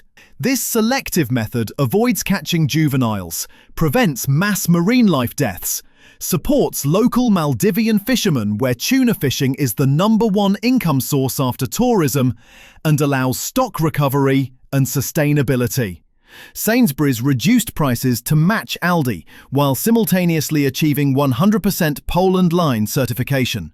At 72 pence per can, Sainsbury's costs the same as Aldi, but with verified 100% Poland line fishing, transparent sourcing to Maldives, no recent safety recalls versus Aldi's gluten recall, and no historical mislabeling scandals versus Lidl's species fraud. Compared to Prince's at £1.75, 143% more expensive, Sainsbury's saves £1.03 per tin, while delivering vastly superior environmental credentials. Skipjack tuna is the smallest commercial tuna species, and naturally contains less mercury than larger species like yellowfin or albacore. Smaller fish equals less time to accumulate mercury, equals lower concentrations. An independent taste test rated Sainsbury's favourably at 72p. Nice and juicy, more pink in colour, good value. Reviews praise chunky texture and quality. With 70% of UK shoppers eating tuna, Sainsbury's offers a mass-market, trusted option that doesn't require compromising ethics or budget. Where to buy in UK? All Sainsbury's supermarkets nationwide. 1,400 plus stores. Location in-store. Food cupboard section, tinned fish aisle. Products available. Single cans, 4-packs. Varieties: spring water, brine, or sunflower oil. Clearly marked with MSC Blue Label on packaging. Sainsbury's offers both brine and spring water options. For viewers over 55 managing cardiovascular conditions, the spring water option at the same 72p price provides a heart-healthy choice without price premium. Sainsbury's has committed to 100% independently certified seafood across all products, not just tuna. Sainsbury's won MSC Supermarket of the Year Gold Award with 187 MSC-labelled products and 79% of wild seafood range certified. This represents best-in-class performance among UK retailers. For viewers over 55 on pensions, at £2.69 for a 4-pack, this represents exceptional value. £5.80 annual savings versus Asda's 82p per can if buying one tin weekly, or £53.04 annual savings versus Prince's brand at £1.75 per tin. These savings accumulate significantly on fixed incomes, while simultaneously supporting ocean conservation and avoiding mercury and sustainability concerns of competing brands. Number 2, you can trust. Fish Forever. Premium sustainability for those who can afford maximum assurance. Rated number 1 by Greenpeace with an 89% pass rate, a world-beating score. And number 1 by UK Ethical Consumer, Fish Forever represents the gold standard for UK canned tuna when price is secondary to absolute sustainability and quality assurance. Fish Forever is 100% pole and line caught, verified through multiple audits. Fairtrade USA certified for Maldives yellowfin. Organic options with Soil Association certified organic olive oil. MSC certified for certain fisheries including the Azores. Rated number 1 by Greenpeace with the highest sustainability score globally. Rated top by UK Ethical Consumer through independent ethical audit. Great Taste Awards winner for Azores tuna fillets in organic olive oil. Enter the code on the can base to trace back to specific named boats. Founder Charles Redfern openly discusses sourcing, supply chain, and industry issues, unlike corporate brands that hide behind PR statements. You can verify your tin came from locally owned boats in the Azores or Maldives. Fish Forever uses whole fish, less than 0.4% bycatch in the Azores fishery, the longest-running tuna science program globally. This is as close to zero environmental impact as commercially possible. Hand-packed in traditional factories using century-old techniques. First cold-pressed organic olive oil, not cheap vegetable oil. No artificial additives, flavor enhancers, or fillers. Fairtrade certification supports fishing communities directly with fair wages and working conditions. The Maldives yellowfin is Fairtrade USA certified, ensuring ethical treatment of fishermen. Premium products in glass jars completely avoid BPA concerns from can linings. Recent studies found all canned tuna contaminated with BPA at 20 to 50 times safe levels, but glass-jarred products were BPA-free. Current UK pricing. Azores skipjack tuna steaks in spring water costs £3.15 for 160 grams single. Azores tuna flakes in spring water triple pack costs £6.35. 3 times 160 grams equals £2.12 per can. Azores tuna fillets in organic olive oil costs £6.35 for a 150-gram jar. Yellowfin tuna in organic olive oil fair trade costs £3.95 to £4.29 for 160 grams. Price comparison. £3.15 versus Sainsbury's 72p equals 337% more expensive. This premium is justified by organic ingredients certified by Soil Association. Fair trade payments to fishermen, not just minimum wage. Glass jar packaging avoiding BPA with superior preservation. Artisan processing with hand-packed traditional methods. Maximum traceability to named boats and verified catch locations, and support for small-scale fisheries, not industrial fleets. Where to buy in UK? Ocado online delivery nationwide with full range available. Planet Organic stores in London and online. Organico Real Foods online and physical stores. Whole Foods Market select locations. Great Taste Awards winner validates quality. Praised for texture, denser, meatier than mass-market brands. Fish Forever is ideal for those who can afford £3.15 plus per tin and prioritise maximum sustainability. Health-conscious individuals avoiding BPA by choosing glass jar options. Environmentally committed consumers wanting to support small-scale fisheries. Special occasions when premium quality matters. And those with transportation access to Ocado delivery or specialty stores. If budget is the primary concern, Sainsbury's at 72p delivers 80 to 90% of the sustainability benefits at 23% of the cost. Mercury warning. Recent studies testing 148 canned tuna samples found 100% contaminated with mercury, with 57% exceeding safe limits. Yet, UK regulations allow 3 times higher mercury in tuna than other fish, due to industry lobbying decades ago. BPA contamination. All canned tuna contains BPA at 20 to 50 times safe limits, despite BPA-free labels. Only glass jars eliminate this endocrine disruptor. Action plan for UK consumers over 55. Avoid immediately. John West. All products due to 98% unsustainable practices, quality collapse, mercury concerns. Princes. All products with 30 to 90% FAD caught, despite claims and broken promises. Tesco own brand, due to historical deception and MSC greenwashing. Asda own brand as the most expensive budget option with poorest quality. Aldi and Lidl, due to safety recalls and mislabeling history, though improving. Purchase instead. Sainsbury's own brand at 72p for the best combination of sustainability, value and trust. Fish Forever at £3.15 plus for maximum sustainability if you can afford premium pricing. Health protection steps. Limit consumption to 2 cans maximum per week, not the NHS's 4 cans, due to mercury accumulation in older adults. Select skipjack species, the smallest tuna with lowest mercury, over yellowfin or albacore. Choose glass jars when possible to eliminate BPA contamination.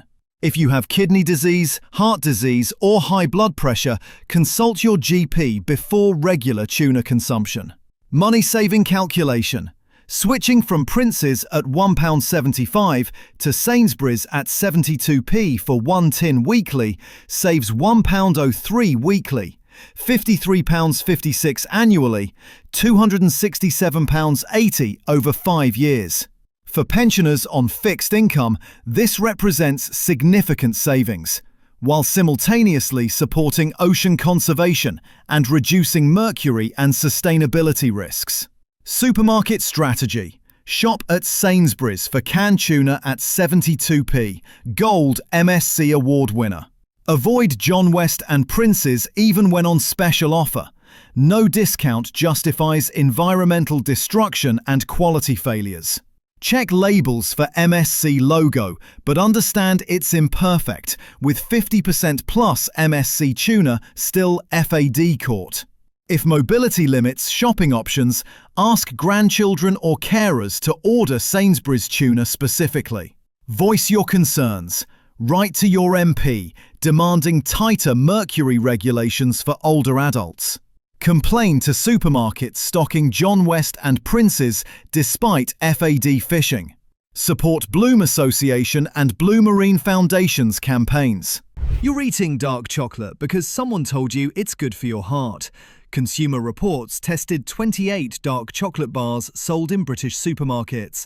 Every single one contained lead and cadmium.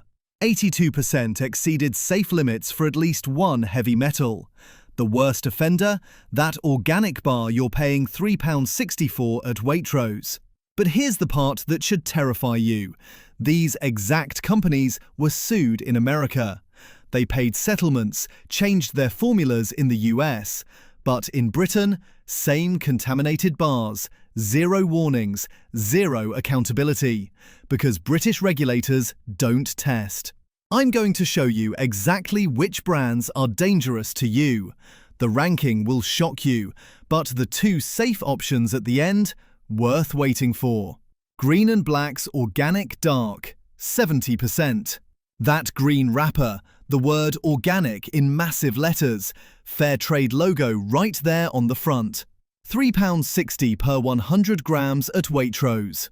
You recognise this one because it's positioned as premium ethical chocolate, owned by Mondelez International, the same parent company as Cadbury. They source from Ivory Coast and Ghana. They charge you 60% more than regular chocolate for those certifications. The testing destroyed their reputation. Lead at 143% of California's safe limit, 0.72 micrograms per ounce.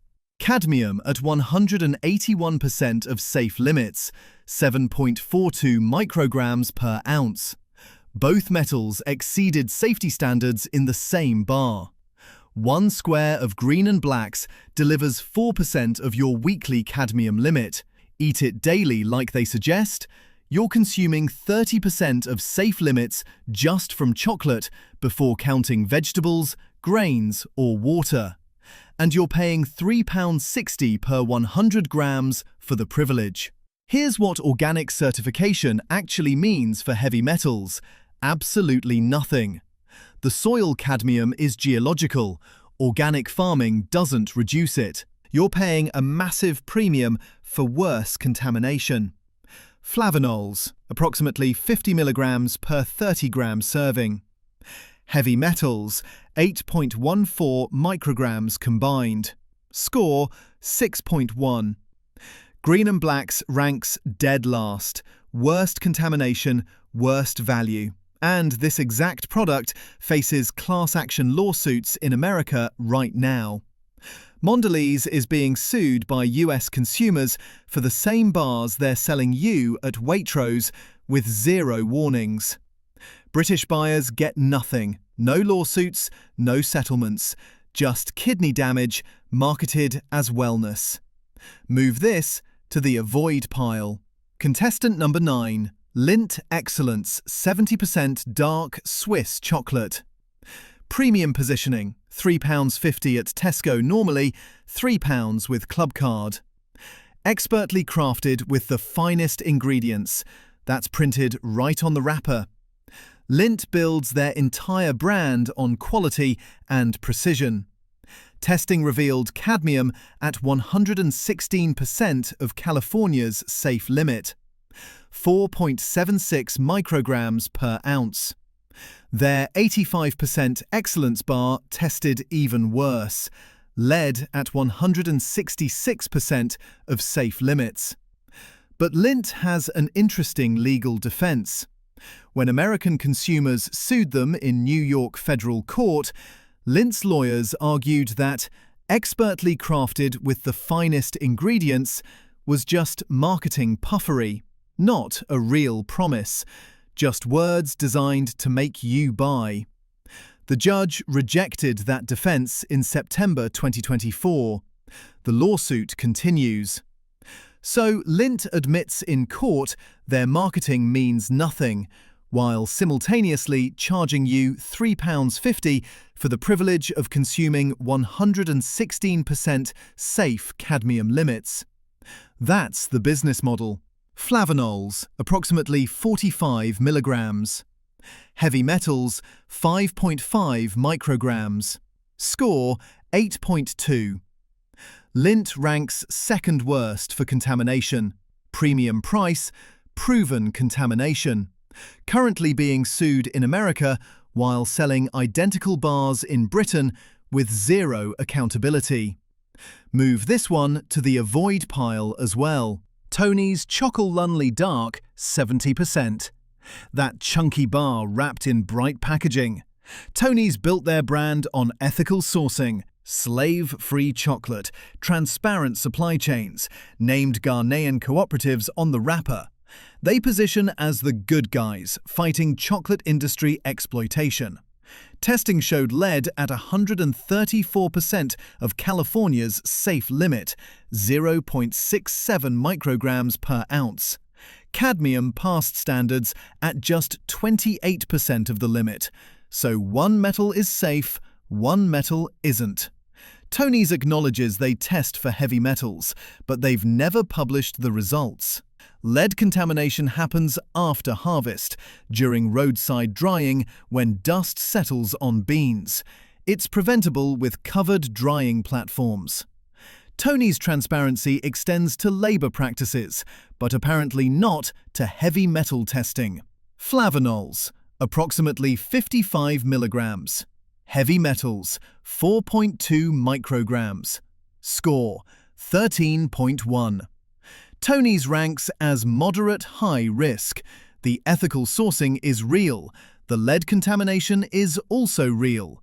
Limited UK availability makes this harder to find anyway. Sainsbury's mainly stocks their 51% dark milk bars, rather than the tested 70% dark chocolate. This one gets the limit consumption rating. Contestant number 7. Cadbury Burnville Classic Dark. Britain's heritage dark chocolate. Since 1824, right there on the purple wrapper. This is the bar your grandparents bought. Maximum nostalgia. £1.25 per 100 grams with club card at Tesco. By far the cheapest on this list. Here's the problem. Nobody's ever tested it. Not Consumer Reports, not As You Sow, not Consumer Lab. Zero independent verification. And Cadbury, owned by Mondelez, the same parent as Green and Black's, sources from identical West African cocoa life programs. The likelihood? Similar contamination to Green and Black's, but at a fraction of the price. You're getting unknown risk either way, just cheaper unknown risk. There's a secondary issue. Bournville is only 36% cocoa. That's not dark chocolate by health standards. Real dark chocolate starts at 70%. Cadbury Bournville gets an unknown, likely moderate risk rating. Same corporate sourcing as Green and Black's suggests similar contamination. But at £1.25 100 grams, you're at least paying less for the poison. Not recommended, but less offensive than Green and Black's premium-priced contamination. Contestant number 6. Aldi Moser Roth Dark. 70%, German-manufactured budget private label. £1.91 per 100 grams. Best value on price alone. Aldi positions this as affordable premium chocolate. The foil wrapping looks fancy. The price suggests otherwise. Never tested by any independent lab. Zero transparency about sourcing or heavy metal testing. As a German manufacturer, Moser Roth must comply with EU regulations. But those regulations allow 0.8 milligrams per kilogram cadmium, far higher than California's health protective standards. The red flag. Aldi also sells organic Peruvian 70% under the Moser Roth brand. Peru is one of the world's highest cadmium sources due to volcanic northern regions. Organic processing increases heavy metal concentration. That specific variant likely exceeds safe limits significantly. For the standard Moser Roth 70% dark, unknown contamination from unknown sourcing at the lowest price. Estimated flavonols, 50 milligrams. Estimated heavy metals, 5 micrograms. Score, 10. Moser Roth standard gets unknown, moderate concern. The organic Peruvian variant gets unknown, high concern, avoid. Without testing data, you're gambling. At £1.91 100 grams, at least you're not overpaying for the gamble. Contestant number 5. Tesco Finest Dark Chocolate, 70%. Supermarket Premium Own Brand, £2.40 per 100 grams. Rainforest Alliance certified. Tesco markets their finest range as quality without premium pricing. They offer Peruvian, Ecuadorian, and 85% variants, all from South American volcanic regions known for high geological cadmium, never tested independently. Tesco publishes zero heavy metal data despite being Britain's largest supermarket. They could test, they could publish results, they choose not to. South American sourcing raises particular concern. Ecuador's northern regions show the world's highest cocoa cadmium, up to 3 milligrams per kilogram in beans. Peruvian hotspots exceed EU limits regularly. Tesco is specifically sourcing from high cadmium origins while providing zero testing transparency. Estimated flavonols, 55 milligrams. Estimated heavy metals, 6 micrograms. High estimate due to South American sourcing. Score, 9.2.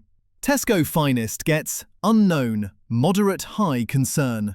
The South American sourcing, combined with zero transparency, suggests higher contamination probability. Not recommended until Tesco publishes testing data. Contestant number 4. Sainsbury's. Taste the difference. Dark, 74%. Sainsbury's Premium Own Brand. Similar positioning to Tesco Finest. Approximately £2.40 per 100 grams. Rainforest Alliance or similar certification. The extra 4% cocoa versus standard 70% bars positions this as more premium. Never tested. Zero transparency. Sainsbury's publishes nothing about heavy metal testing, despite being a major UK retailer with the resources to test every own brand product. That 74% cocoa content suggests slightly higher flavonols, but also slightly higher heavy metal concentration. Both good and bad compounds increase together. Without knowing sourcing regions, contamination levels remain pure speculation. Estimated flavonols, 60 milligrams. Estimated heavy metals, 5 micrograms. Score, 12. Sainsbury's Taste the Difference gets unknown, moderate risk. Marginally better positioning than Tesco due to less explicit South American marketing, but that's speculation without data. Not recommended until Sainsbury's proves safety through published testing. Hotel Chocolate, 70% dark. British luxury chocolatier, premium pricing across their range. Hotel Chocolate owns estates in St. Lucia and Ghana, theoretically enabling superior quality control through vertical integration. Here's the frustration. Standard dark chocolate bars proved nearly impossible to locate in research. Waitrose stocks mainly liqueurs, gift boxes, and novelty items. The company markets bean-to-bar quality and British luxury while making their basic dark bars hard to find and test. Caribbean volcanic soils present different geological cadmium profiles than West Africa, Potentially lower, potentially higher, impossible to know without testing. Estate ownership should enable better post-harvest processing to reduce lead, but without independent testing or published data, you're paying premium prices for unknown contamination. Estimated flavonols, 55 milligrams. Estimated heavy metals, 4 micrograms. Optimistic estimate given estate control. Score, 13.75. Hotel chocolate gets unknown, theoretically promising but unverified. Estate ownership is positive. Lack of transparency is negative. Premium pricing without proven safety is offensive. Not recommended until Hotel Chocolate publishes heavy metal testing to justify their luxury positioning. Contestant number 2. Montezuma's Dark Chocolate, 70 to 100%. British chocolatier based in Brighton. Premium positioning without premium prices. Competitive with supermarket brands. Consumer Lab named their Absolute Black 100% a top pick for exceptionally low heavy metals. Montezuma's publicly addresses heavy metal concerns on their website. They source single estate beans from Ecuador and Colombia.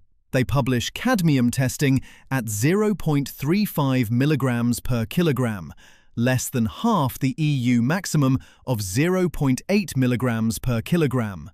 Their 72% Ecuador bar delivers 374 milligrams flavonols per serving alongside minimal contamination. This represents the best risk-benefit ratio in UK supermarkets.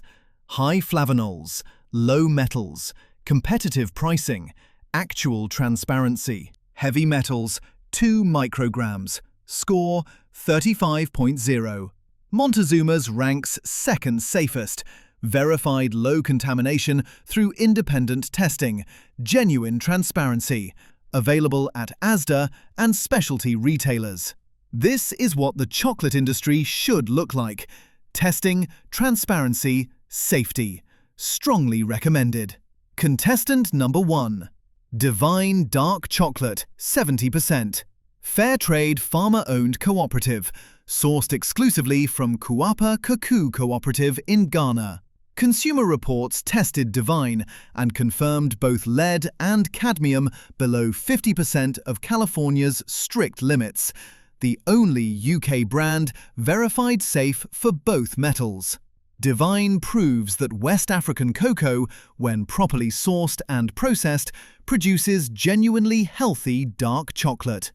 Ghana's older, eroded soils naturally contain lower cadmium than South American volcanic regions. Farmer ownership incentivizes quality control over profit maximization. The testing revealed exceptional safety, low lead, low cadmium, moderate flavonols. The only UK brand where eating daily poses minimal cumulative risk. Flavonols, 50 milligrams. Heavy metals, 1.5 micrograms. Score, 33.3. Divine ranks safest. Only UK brand with verified low contamination for both heavy metals. Sporadic availability at major supermarkets makes this harder to find, but worth seeking out. When you see Divine, buy multiple bars. What if I told you the soy sauce sitting in your kitchen right now contains only 4% actual soy sauce? The other 96%? Water, sugar, and chemicals linked to cancer. And you paid premium prices for it. That bottle you grabbed from Waitrose thinking you were getting quality? 4% soy. The M&S one you assumed was better because it cost more? 8%. The rest is caramel colouring, preservatives, and flavoured water designed to trick your taste buds into thinking you're getting the real thing. But here's what makes this worse. Food Standards Agency testing found soy sauce samples on UK shelves containing a potential carcinogen at levels 2,000 times higher than the legal limit. 2,000 times. And those chemicals form specifically because manufacturers use a 48-hour chemical shortcut instead of the traditional 18-month fermentation process. I'm not only exposing the 6 soy sauce brands you need to throw away immediately, but also the 2 that are actually safe, and exactly how to spot the fakes next time you're standing in the supermarket aisle. Let's start with the most popular one, Blue Dragon. If you've bought soy sauce from a UK supermarket in the last decade, chances are you've grabbed a Blue Dragon bottle. But now flip that bottle around and read what you're actually buying. Blue Dragon dark soy sauce contains between 3 and 9% actual soy sauce extract. Let that sink in. You're paying £2.12 for 375 millilitres of a product that's over 90% not soy sauce. What fills the rest? Water, sugar, and something called ammonia caramel, listed as E150C on the ingredients. This is a Class 3 caramel colouring, and here's why that matters. When ammonia reacts with sugars during production, it creates a compound called 4-MEI. The US National Toxicology Program found clear evidence of carcinogenicity in animal studies. Tumours in the lungs, tumours in the liver, tumours in the thyroid. California requires cancer warnings on products exceeding certain 4-MEI levels. The UK requires nothing. Blue Dragon also adds sodium benzoate and potassium sorbate as preservatives. A Southampton University study funded by the FSA linked sodium benzoate combined with artificial colours to hyperactive behaviour in children and measurable IQ reduction. And when sodium benzoate meets vitamin C and heat, it can convert to benzene, a known human carcinogen. Real soy sauce doesn't need preservatives. It's naturally preserved by the fermentation process that creates it.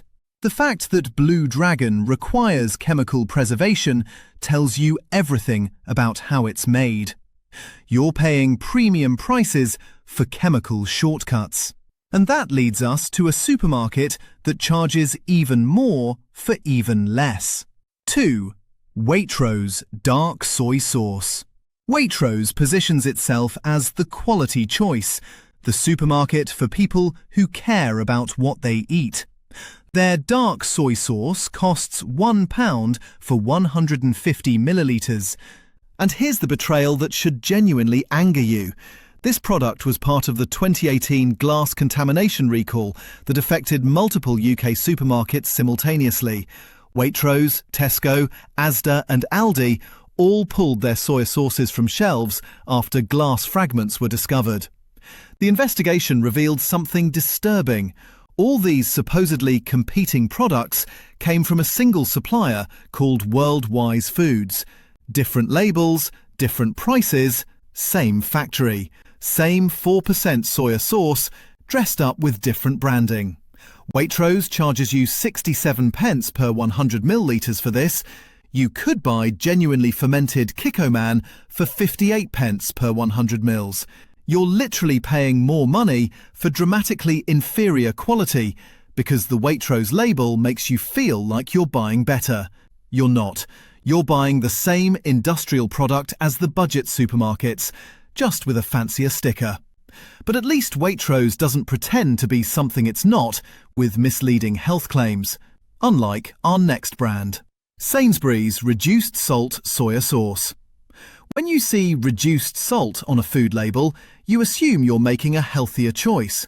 Sainsbury's Reduced Salt Soya Sauce trades on exactly that assumption. But here's what they don't tell you on the front of the bottle.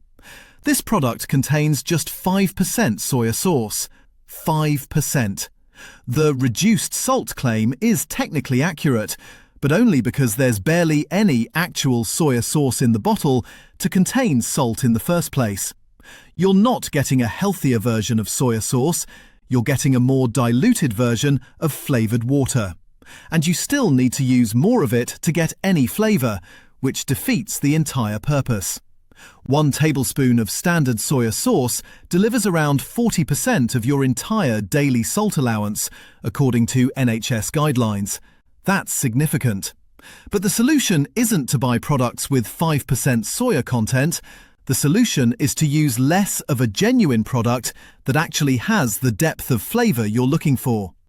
Sainsbury's charges you for the illusion of health consciousness, while selling you the same low-quality base as everyone else. The British Heart Foundation reports that 14.4 million people in this country have high blood pressure. That's 1 in 4 adults. These misleading health claims matter because people are making purchasing decisions based on them. If you want genuinely lower sodium soy sauce, Kikkoman makes a less salt version with 43% less sodium achieved through post-fermentation salt removal. Same 4 ingredients, same natural process, actually reduced salt. But Sainsbury's isn't the only supermarket playing the premium game with budget ingredients. M&S Light Soya Sauce. Marks & Spencer charges £1.35 for 150 millilitres of their light soya sauce. You're paying M&S premium prices for a product that's 92% not what you think you're buying. And unlike Kikkoman, which is made in the Netherlands at a dedicated facility using traditional methods, M&S soy sauce is made in Malaysia using soy extract imported from China. There's nothing inherently wrong with Malaysian or Chinese production, but when you're paying triple the price, you expect triple the quality. Instead, you're getting virtually identical formulation to budget supermarket brands with a different label slapped on. The M&S brand exists to make you feel like you're buying quality without checking whether you actually are. And most people never flip that bottle around. They trust the brand. They trust the price point. They trust the green packaging and the careful marketing. That trust is being exploited. For what M&S charges you for 150 millilitres, you could buy 250 millilitres of Kikkoman, a product with 100% fermented soy sauce content made from just 4 ingredients. You'd get more product, better quality, and actual value for your money. But if M&S represents misleading premium pricing, our next brand represents the opposite problem. 5. Morrison's Dark Soy Sauce. Morrison's Dark Soy Sauce might look like a budget-friendly option at 90 pence for 150 millilitres. But when you examine what you're actually getting, it's the worst value of any product we investigated. The soybean content is just 5%. But here's the critical number. Morrison's Dark Soy contains 17.17 grams of salt per 100 millilitres. That's the highest concentration of any product we tested. 1 tablespoon gives you nearly half your daily salt limit in a single splash. The NHS spends approximately £2.1 billion every year managing hypertension alone.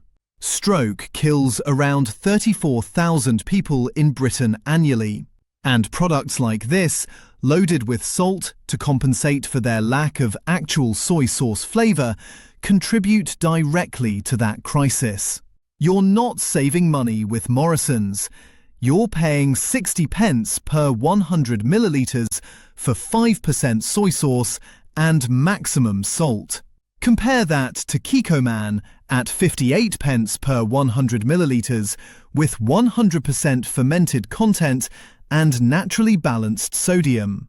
The budget option actually costs more when you calculate what you're getting per pound spent. And speaking of budget options hiding serious concerns, there's one more supermarket we need to talk about. 6. Aldi Asia Specialities. Aldi has built its reputation on offering lower prices without compromising quality.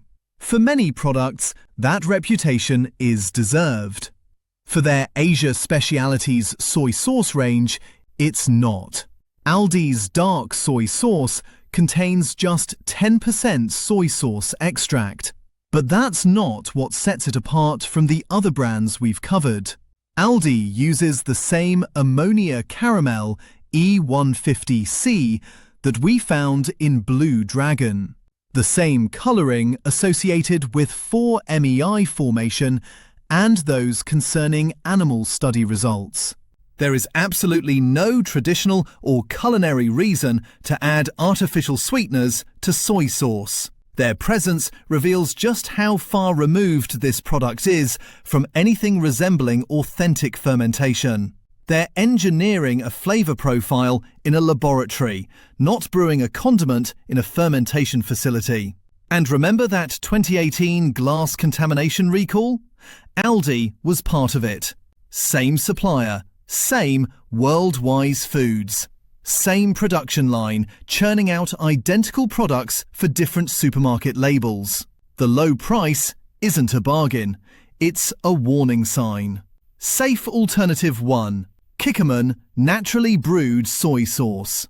After everything we've covered, you need to know what actually deserves space in your kitchen. Kikkoman Naturally Brewed Soy Sauce contains exactly 4 ingredients: water, soybeans, wheat, and salt. That's it. No caramel colouring, no preservatives, no flavour enhancers, no artificial sweeteners. The difference is fermentation time. While the brands we've exposed use acid hydrolysis to break down soy proteins in 48 hours or less, Kikkoman ferments their sauce for several months, using methods developed over 300 years ago. That slow fermentation creates over 300 natural flavour compounds. Natural glutamates develop that give genuine umami depth. The colour comes from the Maillard reaction during brewing, not from ammonia caramel added afterwards. Kikkoman, sold in the UK, is made at their facility in the Netherlands, not Japan. But the process is identical. 4 ingredients, natural fermentation, no shortcuts. The price? A 1 litre bottle costs £5.80 with a Tesco Club card. That's 58 pence per 100 millilitres, cheaper than Waitrose's 4% product. You can find it on Amazon UK, in every major supermarket, and in most corner shops. There's simply no excuse not to switch. Safe Alternative 2. Clear Spring Organic Japanese Tamari. If you want to go further, Clear Spring Organic Tamari represents the gold standard of what soy sauce can be. This product is made in Japan using a 500-year-old recipe. The soybeans are fermented in cedarwood kegs over 2 full summers. 2 summers, not 2 days, not 2 weeks. 2 summers of patient fermentation. The soybean content is 52%, the highest we found in any product. It's certified organic, certified gluten-free by Celiac UK, and contains just 4 ingredients: soybeans, water, sea salt, and mirin. Because it's wheat-free, it's suitable for celiacs and those avoiding gluten. The flavour is deeper, richer, and more complex than standard soy sauce, because tamari traditionally uses more soybeans and longer fermentation. A 150 milliliter bottle costs approximately £4.29. A 500 milliliter bottle runs around £8.49. Yes, it's more expensive than Kikkoman, but when you're using teaspoons at a time, a bottle lasts months. The annual cost difference between budget soy sauce and premium tamari is roughly £10 to £12. Available on Amazon UK, Holland & Barrett, Ocado and health food stores nationwide. But here's how to protect yourself with any soy sauce you encounter. First, the 4-ingredient test. Genuine, naturally brewed soy sauce contains only water, soybeans, wheat, and salt. If you see anything beyond those 4 ingredients, the product has been artificially produced or enhanced. Second, check the percentage. If soybean or soy sauce extract percentage is listed below 20%, you're buying predominantly water and additives. Don't waste your money. Third, watch for these red flags. Hydrolyzed vegetable protein, which carries the highest 3 MCPD contamination risk. Caramel color, especially E150C and E150D. Corn syrup or glucose-fructose syrup. Preservatives like E202 and E211. Flavor enhancers like E621, E627, and E631. If you see any of these, put the bottle back. Fourth, ignore marketing language. Premium, traditional style, oriental. None of these terms are legally defined. They mean nothing.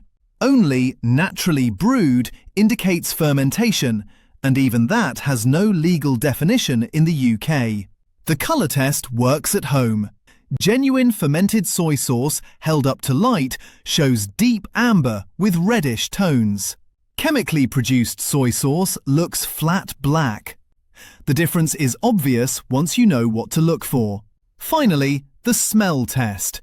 Real soy sauce smells complex, slightly sweet, with notes of grain and depth. Chemical soy sauce smells sharp, salty, and one-dimensional. Your nose knows the difference. We're going to reveal 8 UK supermarket spices you must avoid. We're talking about cancer-causing mycotoxins in nearly 1 in 10 samples and contaminations that triggered the biggest food recall in European history. These spices were flagged for contamination, adulteration, and toxic compounds by the FSA. These aren't obscure ingredients you've never heard of. These are the spices sitting in your kitchen right now. Spice number 1, oregano. When 3/4 of your herb is actually olive leaves. Contamination and outright fraud. The Food Standards Agency's authenticity testing examined 30 oregano samples from UK retail stores. 4 of those samples, that's 13%, contained leaves that weren't oregano at all. 3 samples had olive leaves mixed in, making up between 10% and 25% of the total contents. Let me be completely clear about what that means. If you bought one of those jars, up to 1/4 of what you paid for was a different plant entirely.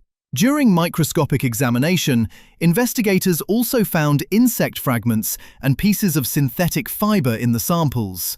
One oregano sample had so much foreign material and such abnormal sensory characteristics that it was ruled non-compliant under the Food Safety Act 1990. That's the legal terminology for, this is not what it claims to be. And here's where oregano gets genuinely dangerous. One sample tested by the FSA had high levels of lead. Now, there's no specific UK legal limit for lead in dried oregano, which is itself a regulatory failure we'll address. But high levels of a neurotoxin in something you're sprinkling on your pizza, stirring into your bolognese sauce, rubbing onto your roast chicken, that's accumulating in your body with every meal. So, which brands are affected? Again, the FSA doesn't publicly name specific brands in surveillance sampling, but their testing covered oregano sold at major UK supermarkets, Tesco, Sainsbury's, Asda, Morrisons, and potentially budget brands like East End or Raja. The contamination exists across the supply chain, not just in one brand or one price point. Why does this fraud happen? Follow the money. Oregano commands premium prices because of its distinctive, pungent flavour. It's labour-intensive to harvest. You're picking leaves from relatively small plants. Olive leaves, by contrast, are essentially agricultural waste. Olive groves produce tons of leaves during pruning and harvest. They look similar to oregano when dried and crushed, especially once they're ground fine enough. By bulking out oregano with 10, 15, even 25% olive leaves, processors and packagers can increase their profit margins dramatically. They're selling you worthless filler at herb prices. And unless someone specifically tests for authenticity using microscopy, which requires taking samples, examining them under magnification, identifying plant structures, and comparing them to reference standards, no one catches it. Your local trading standards office isn't routinely testing the Schwartz oregano at Tesco. The FSA does periodic surveillance, which is how we know this fraud exists. But periodic surveillance isn't comprehensive protection. Think about the cooking implications. When your recipe calls for a tablespoon of oregano, you're relying on that specific flavor profile to make the dish work.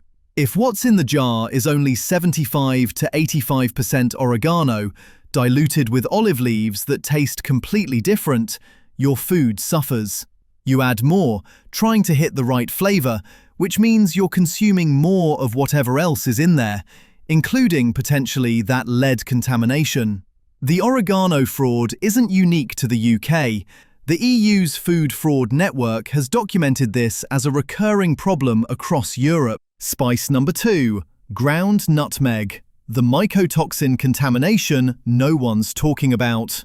Number 2, ground nutmeg, because this one surprised even the Food Standards Agency researchers.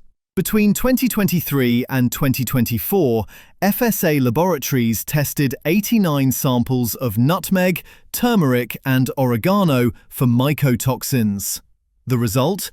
9% had levels above regulatory limits. And here's the critical detail buried in that surveillance report.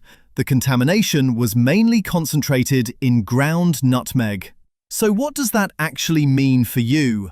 If you walk down the spice aisle at Tesco, Sainsbury's or Asda and pick up a jar of ground nutmeg, whether it's Schwartz, Tesco own brand, Sainsbury's value range, or any other label, there's roughly a 1 in 11 chance that jar contains mycotoxins above the legal safety threshold. Now, let me decode what mycotoxins actually are, because toxic mold compounds sounds abstract until you understand the mechanism.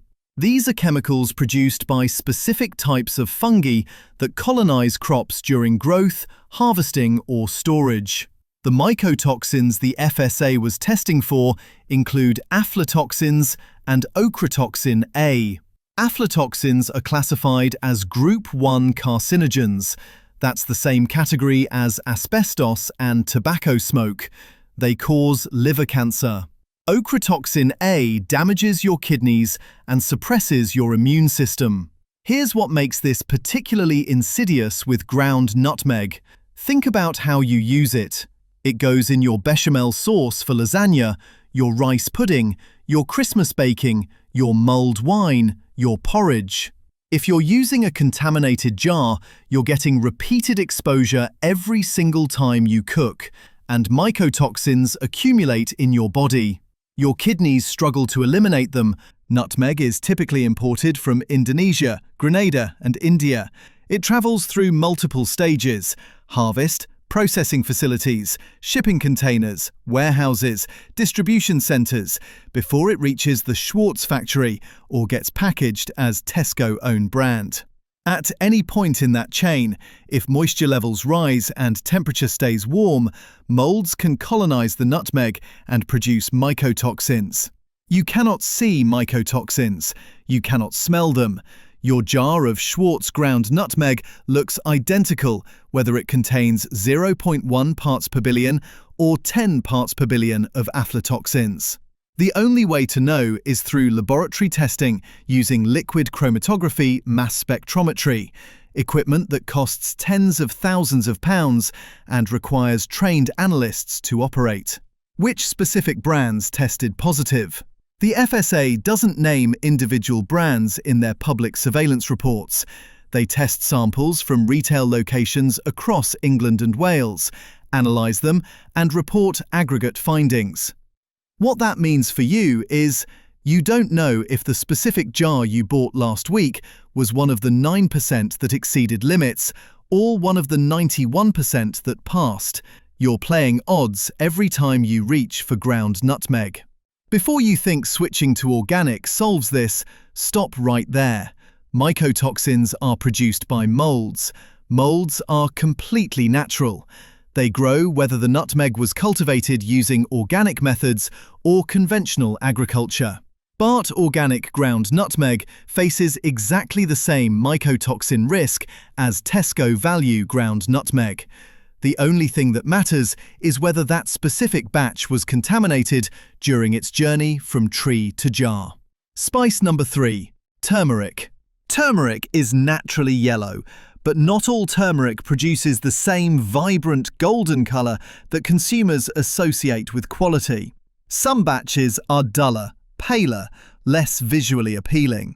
In India and Bangladesh, which supply the vast majority of turmeric that ends up on UK supermarket shelves, processors discovered they could enhance the colour by adding lead chromate during the polishing process. That's a bright yellow industrial pigment, the same chemical used in road markings and industrial coatings. Why would anyone do this? Because vibrant yellow turmeric commands higher prices. You, as a consumer, see 2 jars of turmeric on the shelf at Tesco. One is pale yellow. One is deep, rich golden yellow. Your brain automatically associates the richer colour with better quality, higher potency, fresher product. You reach for the brighter jar. Processors know this. By polishing turmeric roots with lead chromate before grinding them into powder, they can pass off lower-grade turmeric as premium product. It also adds weight, which means they're selling less actual turmeric for more money. Studies from Bangladesh documented lead concentrations of up to 483 parts per million in contaminated turmeric samples. That's nearly 200 times higher than the legal limit in that country. Harvard researchers, Stanford scientists, multiple international investigations have all confirmed that lead chromate adulteration of turmeric is an ongoing problem in major spice exporting nations.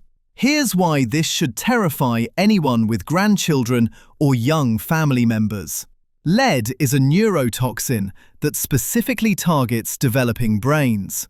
In children, lead exposure causes lowered IQ, behavioral problems including ADHD, developmental delays, learning difficulties, and potential lifelong cognitive impairment.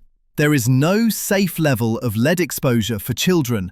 None. Every microgram that enters their system does damage that may be irreversible. And it's not just lead you're dealing with. Lead chromate contains hexavalent chromium, the carcinogenic form made infamous by the Erin Brockovich case.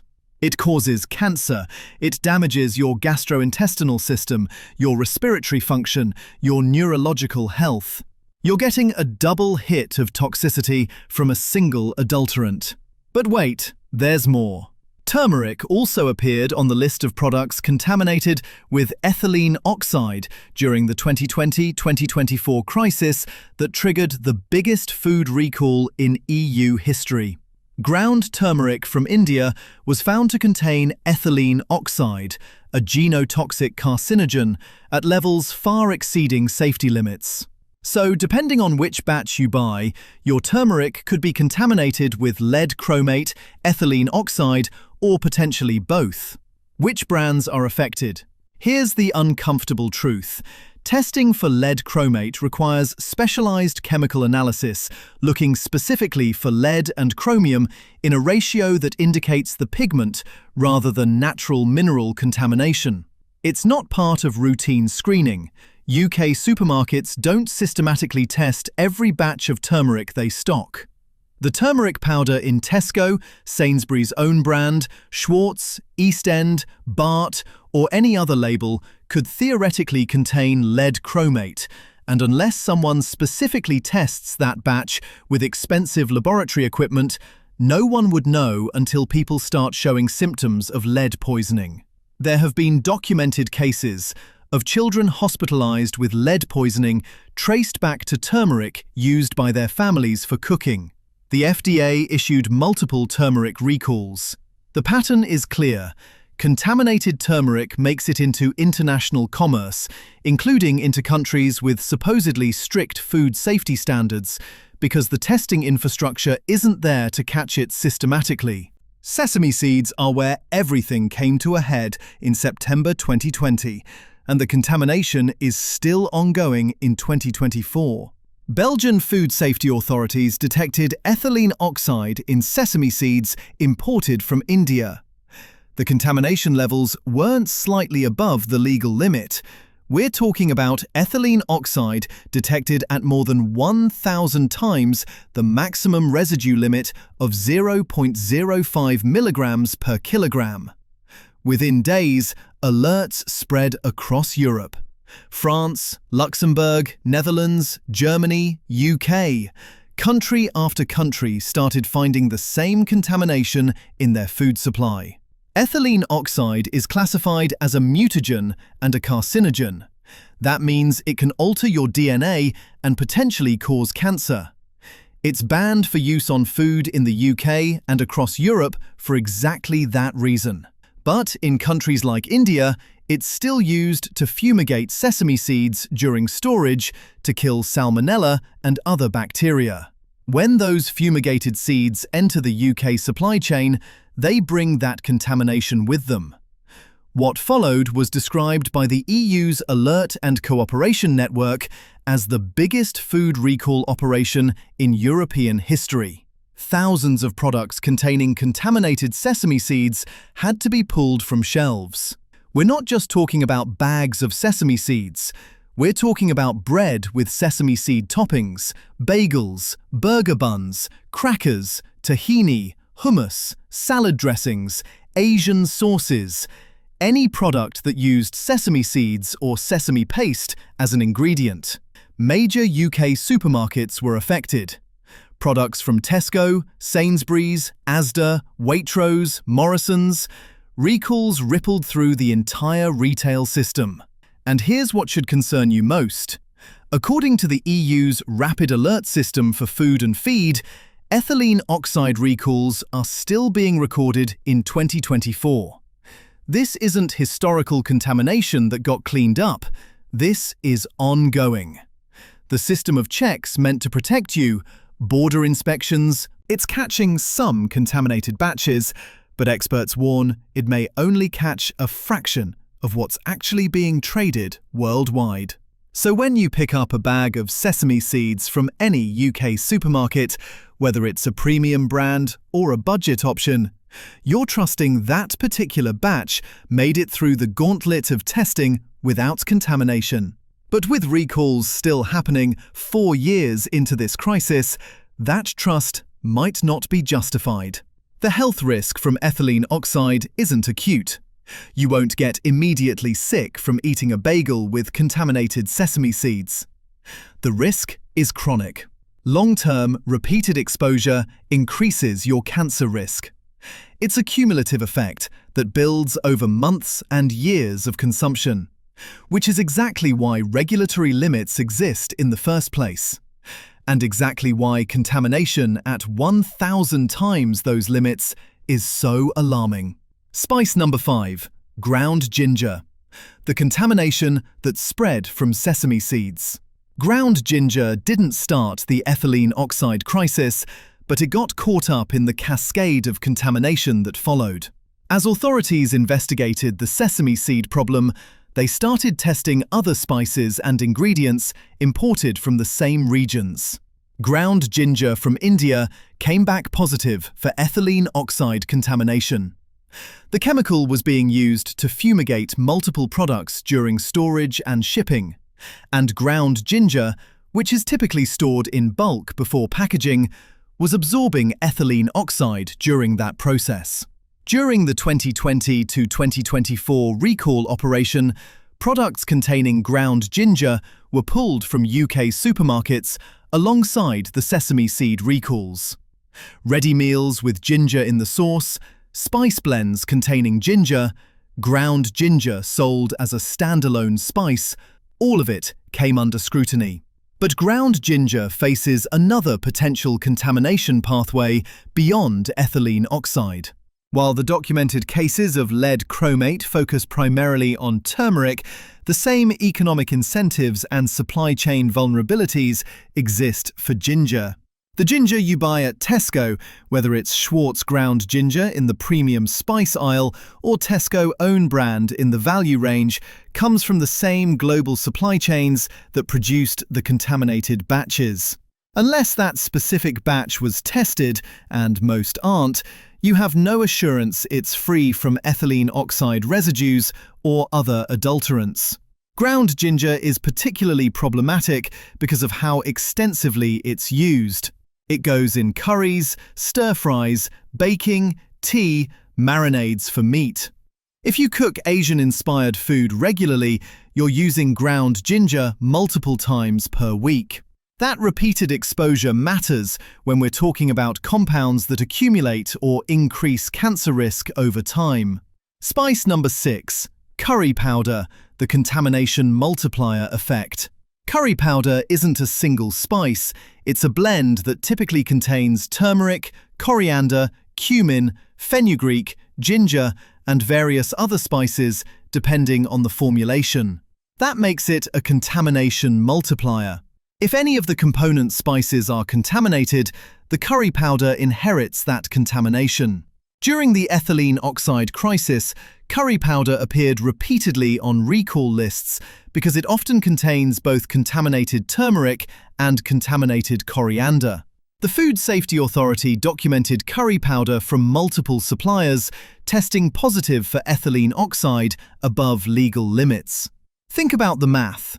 If turmeric has a 10% chance of ethylene oxide contamination, and coriander has a 10% chance, and ginger has a 10% chance, your curry powder, which contains all three, has a cumulative risk significantly higher than any single component.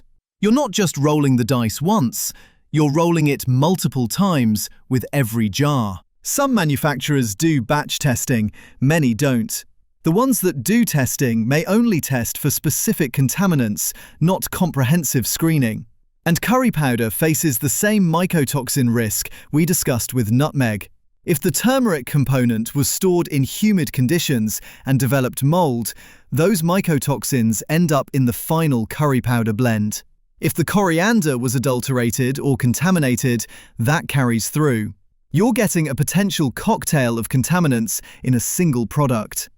Spice number 7. Ground coriander, ethylene oxide's hidden reservoir. Ground coriander showed up in the ethylene oxide contamination data as another affected product. Like sesame seeds and ginger, coriander from India was being fumigated with ethylene oxide to prevent microbial contamination during storage and shipping. The FSA included ground coriander seeds on their list of products potentially affected by the ethylene oxide crisis. Products containing ground coriander were subject to recalls alongside the other contaminated spices and ingredients. Coriander is used extensively in UK cooking, particularly in South Asian and Middle Eastern cuisine. It goes in curries, spice rubs, marinades, falafel, tagines. If you're cooking from scratch using spices rather than pre-made sauces, you're probably using ground coriander several times per week. The ground form is particularly vulnerable because it has massive surface area relative to whole coriander seeds. When ethylene oxide is used to fumigate storage facilities or shipping containers, ground spices absorb more of the chemical than whole seeds would. That increased absorption means higher residue levels in the final product that reaches your kitchen. Spice number 8. Black pepper, the universal spice with universal contamination risk. Black pepper rounds out our list, and it's particularly concerning because it's literally on every UK dinner table. It's the most widely used spice in Western cuisine. You probably used it today, you'll probably use it again tomorrow. Black pepper appeared on ethylene oxide contamination lists during the 2020-2024 recall crisis. Peppercorns imported from India and other Asian countries tested positive for ethylene oxide residues. The contamination affected both whole peppercorns and pre-ground black pepper. But black pepper faces additional risks beyond ethylene oxide. Because it's such a high-value spice, it's a target for adulteration. There are documented cases of black pepper being bulked out with papaya seeds, spent pepper, the leftover material after essential oils are extracted, or even just black-colored dust and plant material. While the FSA's recent surveillance didn't specifically flag black pepper for this type of fraud, the international food fraud databases show it's a recurring problem globally. The black pepper in your Tesco value range, your Schwartz pepper mill from Sainsbury's, your restaurant-size bag from Costco, all of it comes from global supply chains with documented contamination issues. The difference between brands isn't safety, it's price and packaging. The underlying pepper could come from the same processors, the same warehouses, the same contaminated batches. With pre-ground pepper, you're trusting that what's in the tin is actually pure black pepper, rather than a blend of pepper and filler. After everything we've documented, the mycotoxins, the ethylene oxide, the lead chromate, you still need to cook. Your family still needs to eat. Here's what actually helps. First, buy whole spices whenever possible and grind them yourself. Whole nutmeg instead of pre-ground, whole coriander seeds instead of ground coriander, whole peppercorns in a mill instead of pre-ground pepper, whole turmeric root if you can find it. This eliminates most adulteration pathways and reduces mycotoxin risk because you can inspect what you're buying. Second, rotate your spices every 3 to 6 months rather than keeping them for years. Mycotoxins develop during storage. The longer spices sit in your cupboard, the more opportunity for mold growth. Third, don't assume premium pricing equals safety. Schwartz at £1.50 for 30 grams faces the same contamination risks as East End at £1.50 for 400 grams. They're sourcing from the same global supply chains. Price isn't a proxy for safety. Fourth, stay informed about FSA surveillance results. When new reports come out highlighting contamination in specific spice types, that's your signal to be more cautious with those products. The spices we've covered today, ground nutmeg, oregano, turmeric, sesame seeds, ground ginger, curry powder, ground coriander, black pepper. These aren't theoretical risks. They're current documented contamination issues affecting products you can buy this week at any UK supermarket. Which of these 8 spices surprised you most? Drop your experience in the comments. And if you want to watch a video like this one, click the video on the screen. Thanks for watching. Your morning cup of tea might be the most contaminated thing you consume all day, because independent lab tests found that a single bag of everyday UK tea can release billions of microplastic particles directly into your drink. And when I say billions, I'm not exaggerating. The moment boiling water hits certain bags, tiny particles and fibers start shedding into your cup, and you drink them every morning without even knowing. And here's the part nobody tells you. Some of the UK's biggest and most trusted tea brands are the worst offenders. Not the cheap ones, not the unknown ones, the household names. Today, I'm exposing 10 UK tea brands you must avoid immediately. The ones using plastic, pesticides, chemical residue, deceptive biodegradable claims, and tea so low quality it shouldn't legally be sold as tea. Then I'll reveal 2 genuinely safe teas you can switch to today. Let's start with the most shocking one, Twinings. Twinings Earl Grey, green tea, everyday tea. Twinings markets itself as elegant, premium, refined. But independent lab analysis revealed something their packaging never will. Glyphosate, bifenthrin, and thiacloprid, a weed killer and 2 insecticides found directly in Twinings green tea.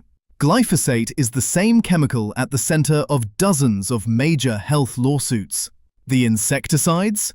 They belong to classes linked to neurological and endocrine effects, especially when consumed daily.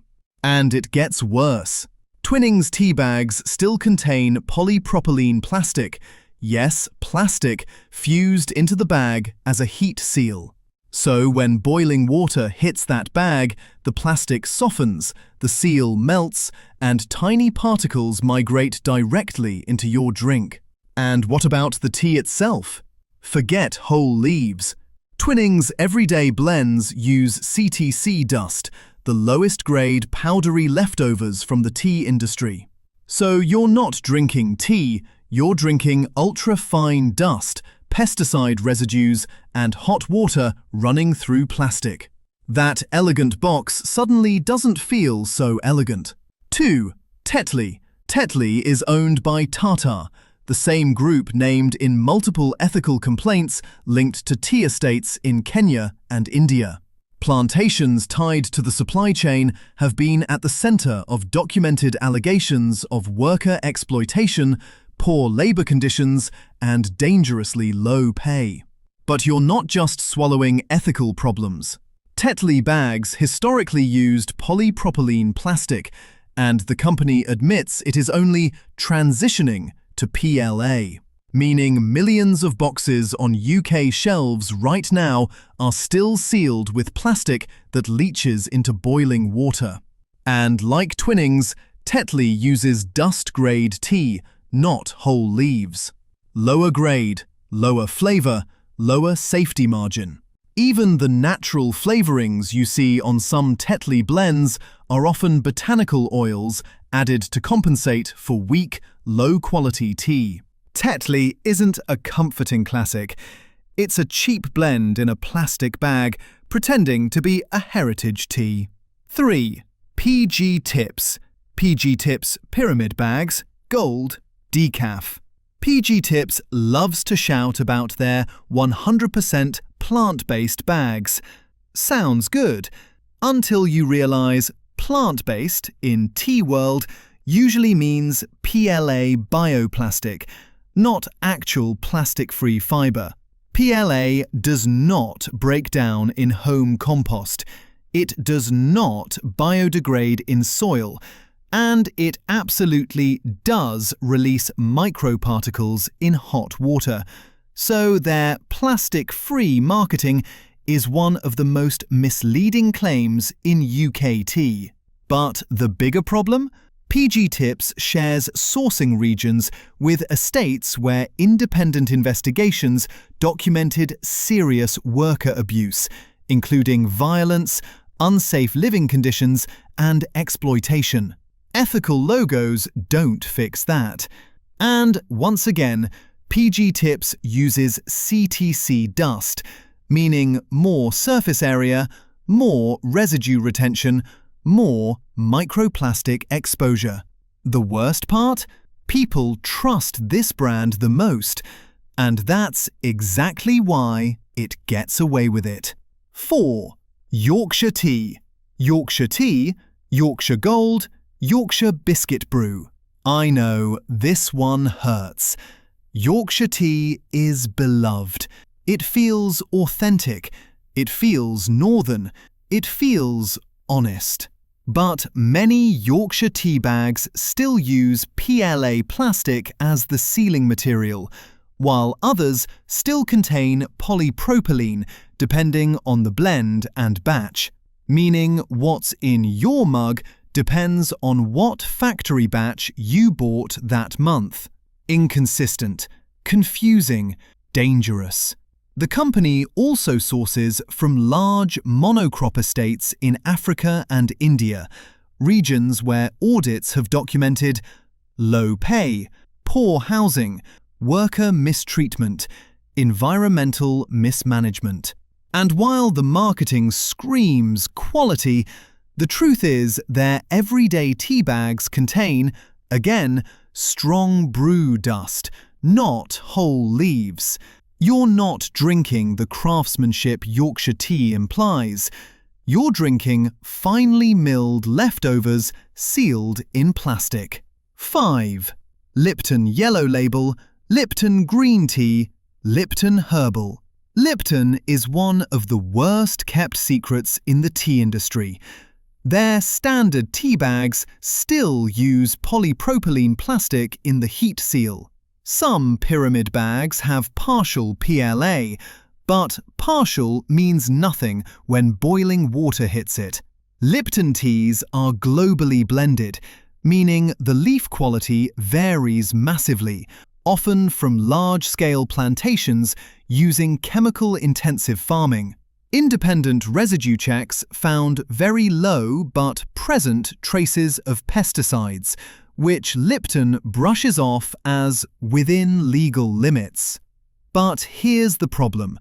When you drink something every single day, even low-level residues accumulate, and Lipton adds flavorings to several blends simply because the leaf quality is too weak to taste good on its own. So you're basically drinking flavored dust in a plastic envelope, all owned by a corporate group more interested in scaling than safety. 6. Typhoo.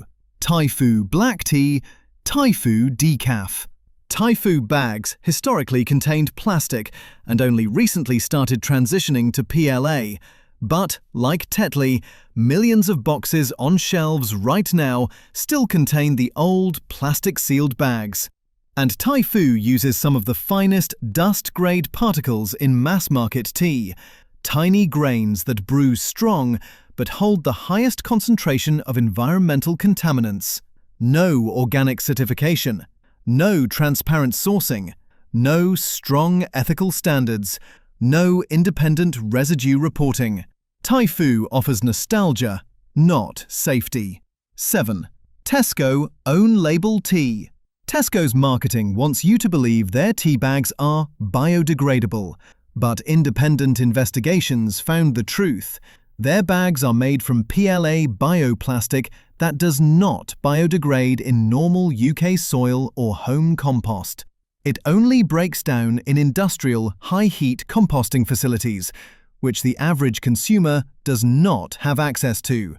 Meaning, if you're throwing these bags away at home, they will sit in the bin, in landfills, or in the environment for decades, just like traditional plastic. And when boiling water hits those PLA bags, they still release microplastic particles into your drink. But the problems don't end with the bag. Tesco uses dust and fannings, the lowest grade tea. This grade absorbs more pesticide residue, and Tesco does not publish transparent pesticide testing results. The sourcing is also tied to the same large-scale plantations named in labour abuse allegations that have rocked the tea industry.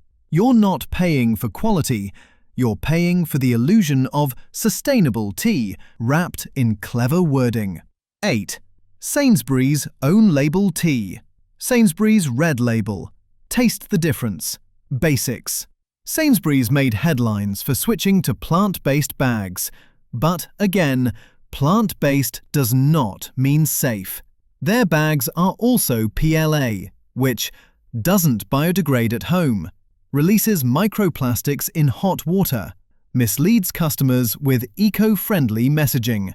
Sainsbury's does not publish pesticide testing data for their teas, and because almost all supermarket tea is a blend of non-organic dust, it carries the same risk profile as Tesco, Asda, Aldi, and Morrison's.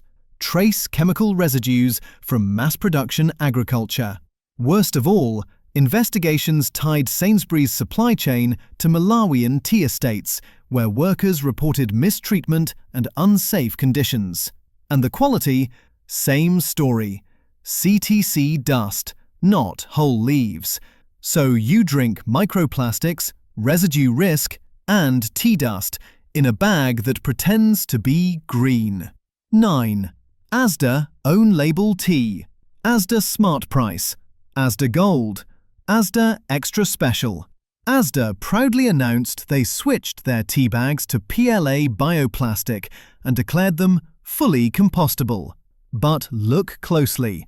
Asda's bags are only compostable in industrial facilities, And Asda's pyramid bags often come individually wrapped in foil-lined pouches, the exact kind that can't be recycled in most local council systems. So you're buying eco-friendly tea wrapped in non-recyclable foil, a contradiction so big it borders on deception. The tea itself? Ultra-low-grade dust. The pesticide exposure risk? Identical to Tesco and Sainsbury's. Not because Asda is worse, but because they all buy from the same industrial bulk suppliers. Workers from those estates have filed public accounts of abuse, unsafe living conditions, and exploitation. Asda's issue isn't just the tea. It's the entire supply chain behind it. 10. Aldi Own Label Tea. Aldi Diplomat, Aldi Specially Selected. Aldi got praise when they announced their tea bags would be industrial compostable PLA.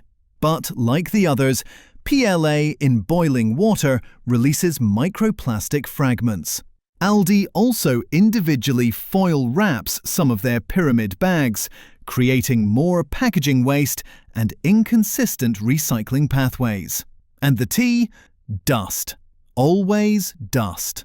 Aldi sources from the same large estates that appear in multiple documented labour abuse complaints, including unsafe working conditions, harassment, and poverty-level wages. So the specially selected branding is nothing more than upgraded packaging around the same industry problems. Aldi isn't selling premium tea. They're selling a premium story. Now, before I give you the 2 safe, high-quality teas you can trust, you need to understand one thing. All 10 brands we've just exposed share the same 3 dangers. Danger 1. Plastic or bioplastic bags releasing microplastics when brewed. PLA, PP, glue seals, doesn't matter. They all shed particles. Danger 2.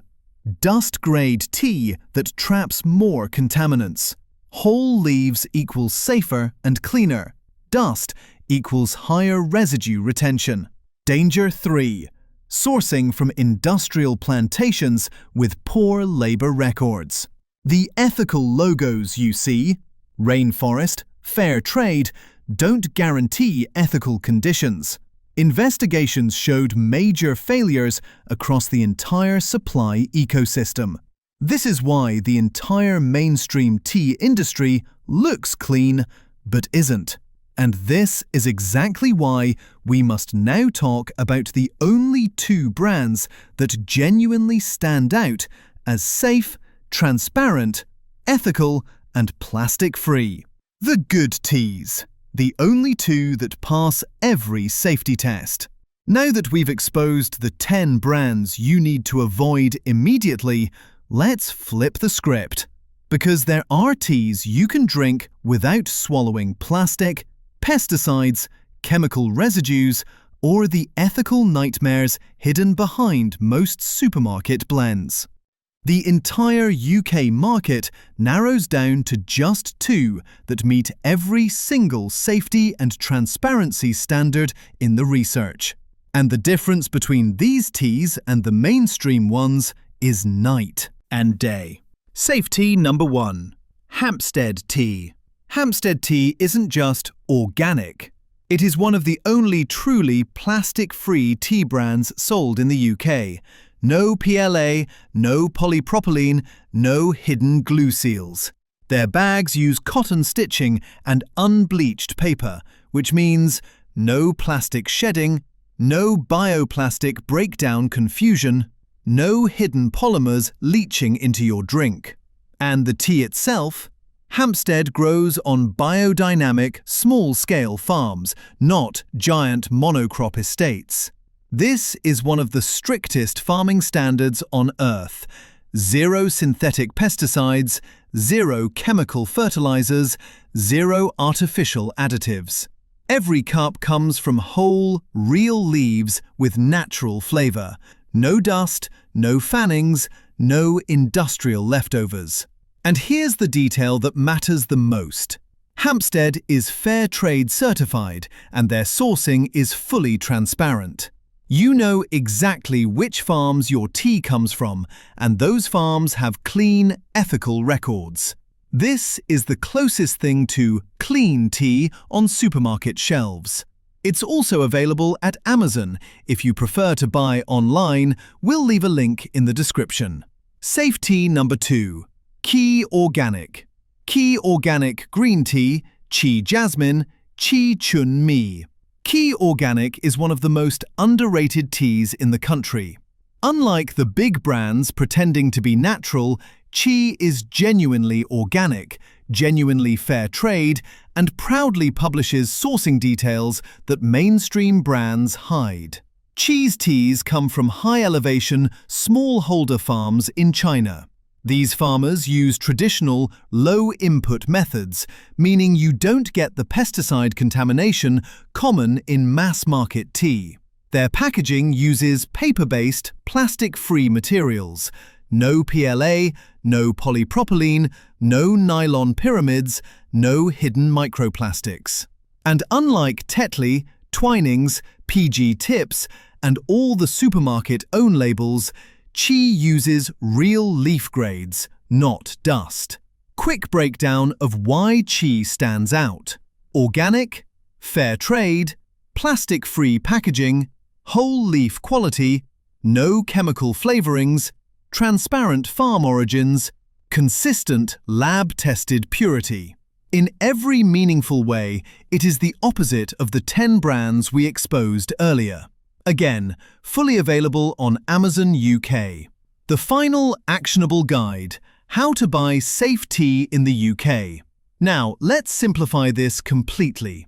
Here are the 4 rules that protect you every single time you buy tea.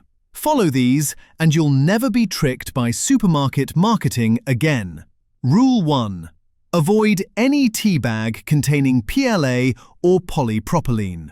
PLA is marketed as plant-based, but research shows it still releases microparticles in hot water. Polypropylene is traditional plastic. Both belong nowhere near boiling water. If the box says plant-based, biodegradable, industrial compostable, PLA, heat-sealed, put it back on the shelf. Loose leaf or cotton-stitched bags only.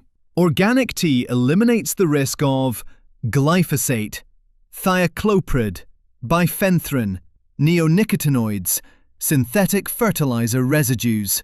Biodynamic goes even further, with stricter farming that protects both you and the workers growing it. If it's not organic or biodynamic, assume contamination risk. Rule 3. Real leaves only, never dust. If the tea looks powdery, sandy, or like soil, it's dust grade. Dust traps more chemicals, requires more flavorings, brews fast but tastes harsh, gives you weaker antioxidants. Whole leaves, cleaner, safer, more flavor, better for your health. If a brand doesn't show a picture of the leaves, that's usually intentional. Rule 4. Trust small, ethical producers, not mass-scale plantations. The big brands, Twinings, Tetley, PG Tips, Yorkshire Tea, source from massive estates where investigations found issues ranging from low pay to outright abuse. Smaller producers like Hampstead and Chi work with smallholder farms, cooperative growers, transparent certification bodies, clean, ethical records. Good tea can't come from bad systems.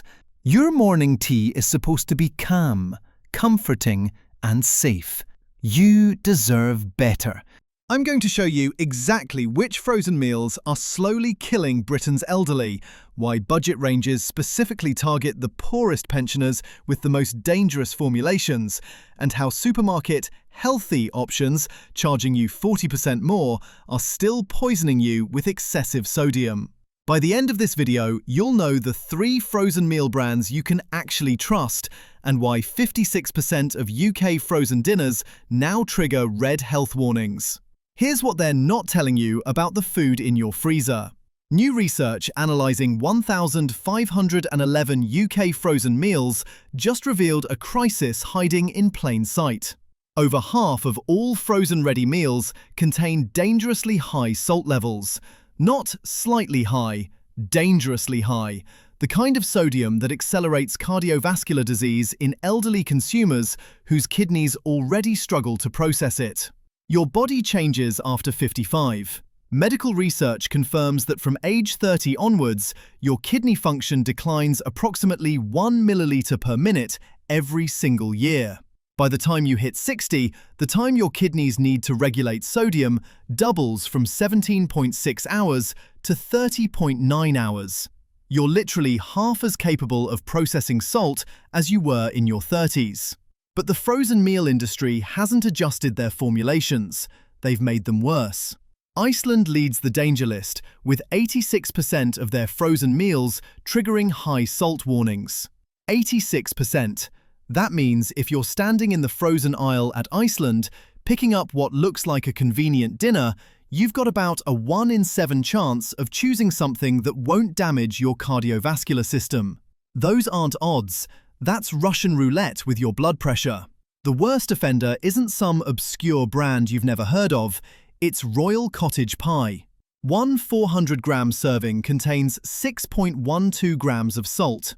The NHS recommends you consume no more than 6 grams of salt per day total. This single meal exceeds your entire daily limit before you've touched breakfast, before you've had your tea, before you've eaten anything else. One meal, 102% of your daily sodium allowance. But here's what makes this truly insidious. The premium meals you're paying extra for, thinking they're healthier, they contain the highest salt levels of any price category. Meals costing over £4.50 average 2.34 grams of salt per serving. Budget meals under £1.50 averaged 1.97 grams. The expensive, indulgent ranges aren't just failing to protect you, they're actively worse for your cardiovascular health than the cheap options. Think about what that means. You're a pensioner on a fixed income. You decide to treat yourself, spend a bit more, buy the Taste the Difference or Finest range because you think quality equals health. Instead, you're getting more sodium than 3 budget meals. The food industry has successfully convinced you to pay a premium for accelerated hypertension. The sodium crisis becomes even more dangerous when you understand what it's doing to medication you might already be taking. If you're managing high blood pressure with ACE inhibitors, ARBs, beta blockers, or alpha blockers, excessive sodium intake directly sabotages your treatment. That means your £3 Iceland meal could be undoing your £30 monthly prescription. You're paying to treat a condition while simultaneously paying to make it worse. Reducing your sodium intake by just 1 teaspoon daily lowers blood pressure by 6 millimeters of mercury. That's equivalent to first-line medication. Research tracking middle-aged and elderly participants found 70 to 75% experienced this benefit, regardless of whether they already had hypertension or were taking medication. 1 teaspoon. But a single Charlie Bigham's ready meal can contain 3 times that amount of excess sodium. UK adults now consume 8.4 grams of salt daily, 40% above safe levels. That's actually worse than 2014, meaning all progress made over the previous decade has been completely reversed. Ready meals rank among the top 3 dietary salt contributors, with 13.5 million Britons suffering hypertension and cardiovascular disease, killing someone in the UK every 4 minutes. These frozen dinners aren't just unhealthy, they're lethal. But the sodium crisis is only the beginning of what's hiding in your freezer. While you're focused on salt content, printed clearly on the label, there's an entire category of preservatives that don't trigger the same attention. And these chemicals pose risks the food industry has successfully kept out of public conversation. TBHQ, known as E319 on UK labels, is a synthetic preservative added to oils and fats to prevent rancidity. It appears less frequently in UK frozen meals than in American products, but when it's there, it matters. Recent research published in the International Journal of Environmental Research and Public Health found TBHQ suppresses T cells, both the helper variety and the killer variety. These are the immune cells your body depends on to fight infection and respond to vaccines. For pensioners over 55, this represents a compounded threat. Your immune system naturally declines with age through a process called immunosenescence. Between ages 50 and 60, your immune function begins noticeable deterioration. After 75, it becomes significantly weakened. The immune response slows, fewer immune cells remain available for healing, and your digestive system holds food longer, allowing bacteria to grow. Adding immune-suppressing preservatives to this age-related vulnerability creates risk precisely when elderly consumers rely most heavily on convenient frozen meals. The research gets more specific. Mice given TBHQ experienced reduced T-cell numbers, widespread lung inflammation, impaired immune memory, and longer recovery when reinfected. It may reduce flu vaccine effectiveness in elderly consumers who need that protection most. BHA, listed as E320, carries even darker implications. The US National Toxicology Program classifies it as reasonably anticipated to be a human carcinogen. The International Agency for Research on Cancer labels it possibly carcinogenic to humans. Back in 1990, the FDA received a petition to ban BHA from food products. That petition has now lapsed its 180-day deadline 64 times over 34 years. It's still waiting for action while BHA remains in your frozen meals. UK regulations authorise all three preservatives at maximum 0.2 grams per kilogram in oils and fats. These limits mirror EU standards with no post-Brexit divergence. The Food Standards Agency website lists them as approved additives. But between January 2024 and November 2025, the FSA conducted zero monitoring campaigns targeting frozen meal preservatives.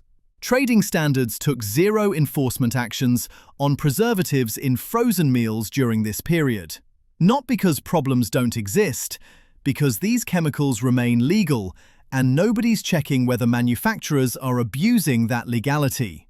The immunity suppression from TBHQ particularly matters for the 4.2 million British pensioners who've recently cut back on food to make ends meet.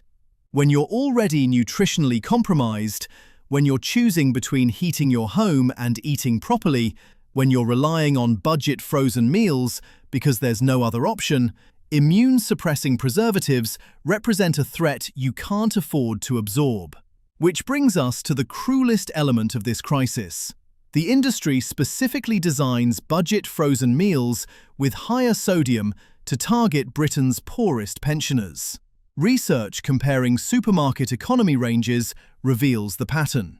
Sainsbury's Basic Spaghetti Bolognese contained 2.8 grams of salt versus 1.3 grams in the standard version. The systematic approach repeats across retailers. Salt is cheap, so budget formulations compensate for lower quality ingredients by drowning everything in sodium. Age UK polling reveals 29% of over 60s, that's 4.2 million people, recently cut back on food to make ends meet. Among households with income under £20,000 annually, that figure rises to 40%. The state pension pays £11,973 per year. That's £2,427 short of the £14,400 minimum income standard for a single pensioner to live with dignity. Food spending now consumes 16.4% of pensioner income, up from 13.7% in 2021. That represents £640 more per year just for food since the cost of living crisis began. With 18% of pensioners living in relative poverty, the highest rate since 2006, and 34% not claiming pension credit they're entitled to, Price-sensitive elderly shoppers gravitate toward frozen meals, costing 85 pence to £1.50. These are the products slowly killing them. The budget retailers elderly consumers access most damage their health worst. Iceland at 86% high salt, Aldi at 70%, Lidl at 64%. The forums tell the human story behind the statistics. A 71-year-old told Age UK, "I am very worried about winter as we don't get any help. I have nothing else to cut back on except food." A 68-year-old reports, "Due to constant pressure on finances, I ended up in hospital last year with a serious lung condition, likely avoided had I been able to keep house warmer."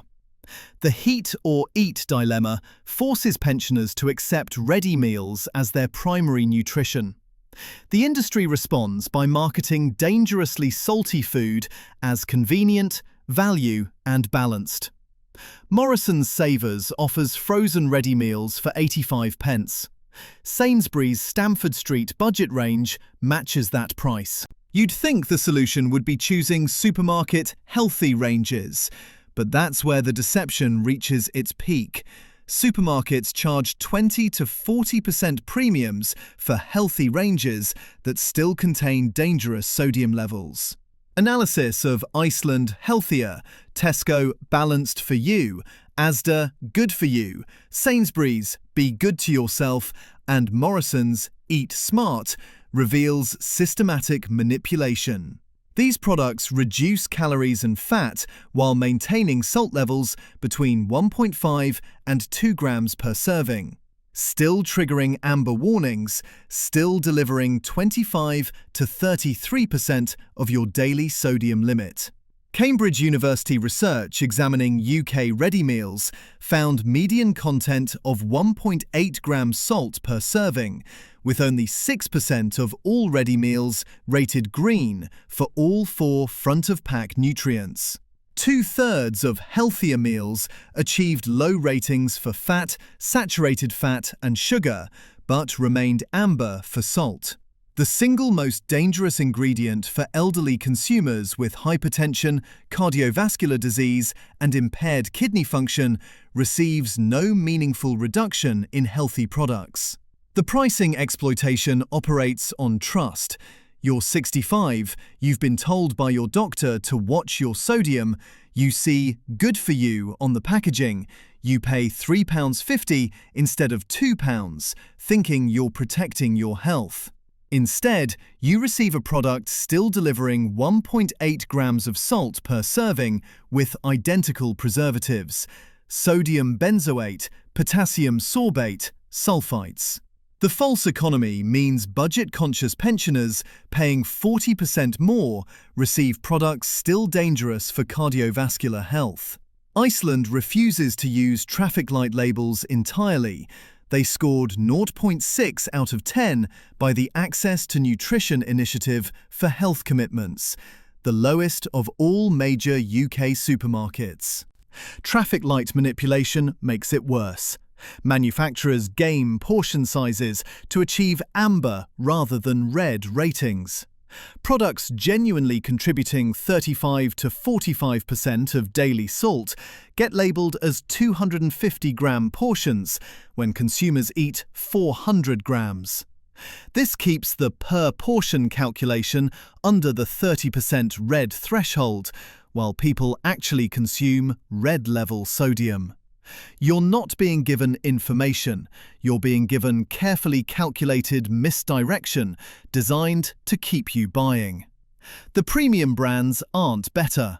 Charlie Bigham's triggers red warnings on 91% of products. Wasabi, Jamie Oliver and Kitchen Joy hit 100% of products high in salt.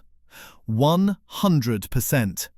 Every single frozen meal from Jamie Oliver's range contains excessive sodium. The celebrity chef who built a career promoting healthy eating for children sells frozen meals to elderly consumers with universal high salt content. Here's what that tells you about regulatory failure. Between January 2024 and November 2025, trading standards took zero enforcement actions on deceptive health marketing in frozen meals. The Advertising Standards Authority has not investigated whether good for you and balanced for you claims constitute misleading advertising under consumer protection regulations. Public Health England committed to publishing salt reduction compliance reports in 2022, 2024 and 2025. None have appeared. Without public accountability, manufacturers ignore voluntary targets with impunity. So where does that leave you?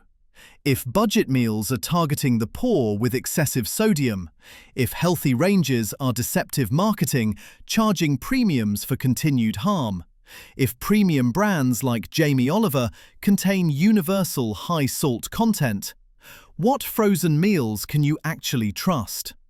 3 brands have built genuine reputations for quality over profit, and they're more accessible than you think. Cook is a B Corp certified company with over 100 UK shops and nationwide delivery. They hand-prepare meals using the same ingredients as a good home cook with Great Taste Award-winning recipes. Individual meals cost £4 to £8, but the ingredients genuinely exclude many artificial preservatives and additives common in supermarket brands. Their Trustpilot shows over 40,000 reviews at 5 stars. Customers note they've never been disappointed, with excellent quality ingredients, and multiple reviews specifically mention the meals work well for elderly family members because they're easy to prepare. You can do free click and collect from their shops, which solves the delivery cost problem if you're on a tight budget, or home delivery with subscribe and save options if mobility limits your shopping. The price point sits above supermarket frozen meals, but you're paying for actual food made with actual ingredients, not chemistry experiments designed to maximize shelf life. By Ruby takes a different approach. Founded by a Leiths-trained chef named Ruby, their meals are made in London kitchens with explicit commitments. No additives, no preservatives, no nonsense. Ingredients you'd find in a good cook's store cupboard. British meat sourcing, flash freezing for natural preservation instead of chemical intervention. Individual meals cost £6 to £9, with £6.50 delivery, free over £50, and 10% subscribe and save discounts. Their Trustpilot rates them 4.5 stars across nearly 2,000 reviews. A customer in their 70s wrote, "Tastes homemade, perfect for when I don't feel like cooking." Another in their mid-70s specifically noted, "No additives, important for controlling my weight." That's the demographic you are. These are meals designed with your health actually in mind, not your wallet as a profit extraction target. Hey Fresto represents the best value in genuine quality. At £3 to £6 per meal, they're the most affordable premium option comparable to supermarket healthy ranges, but delivering genuine value with nutritional transparency. Bundles provide better economics. They include under 500-calorie options if you're managing weight. National UK delivery includes microwave-safe meals and kids' portions, which work well if you have a smaller appetite. They offer 20% off first orders. The pricing structure means you're spending roughly the same as Tesco Balanced for You or Asda Good for You, but receiving meals that actually back up the health claims instead of just printing them on packaging. For those specifically looking for elderly-focused options, Wiltshire Farm Foods has spent decades building the UK's leading delivery service for pensioners. Over 350 meals prepared in Trowbridge, with specifically designed balanced nutrition, featuring carefully controlled levels of salt, sugar, and fat. Not just reduced, controlled. Mini portions accommodate reduced appetites. Texture-modified ranges serve those with swallowing difficulties across different consistency levels. Over 150 gluten-free dishes cost the same as standard. Their friendly delivery drivers help put meals in your freezer, which matters profoundly if you have mobility limitations. Meals cost £3 to £6, similar to supermarket prices, but elderly-specific in design. Their Trustpilot shows nearly 60,000 reviews at 4 stars, with notes like, "Excellent for my elderly mum," "Carers find them easy to prepare," and "Mini portions perfect for reduced appetite." But the absolute healthiest and most affordable solution, if you're physically able, is batch cooking from plain frozen ingredients. Frozen vegetables from Bird's Eye or supermarket-owned brands contain essentially zero sodium.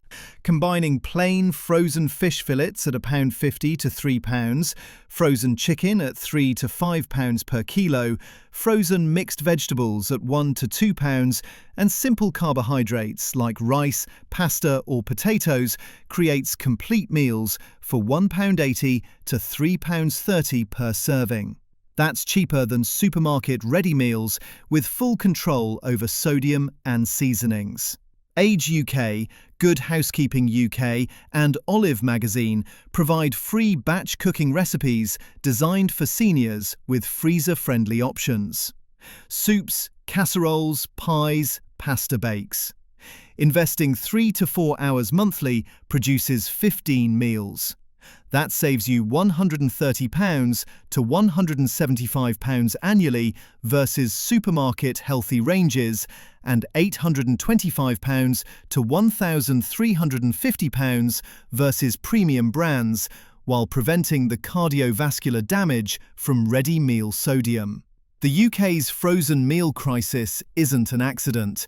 It's regulatory failure allowing industry profits to supersede public health, while 13.5 million Britons suffer hypertension and someone dies from cardiovascular disease every 4 minutes.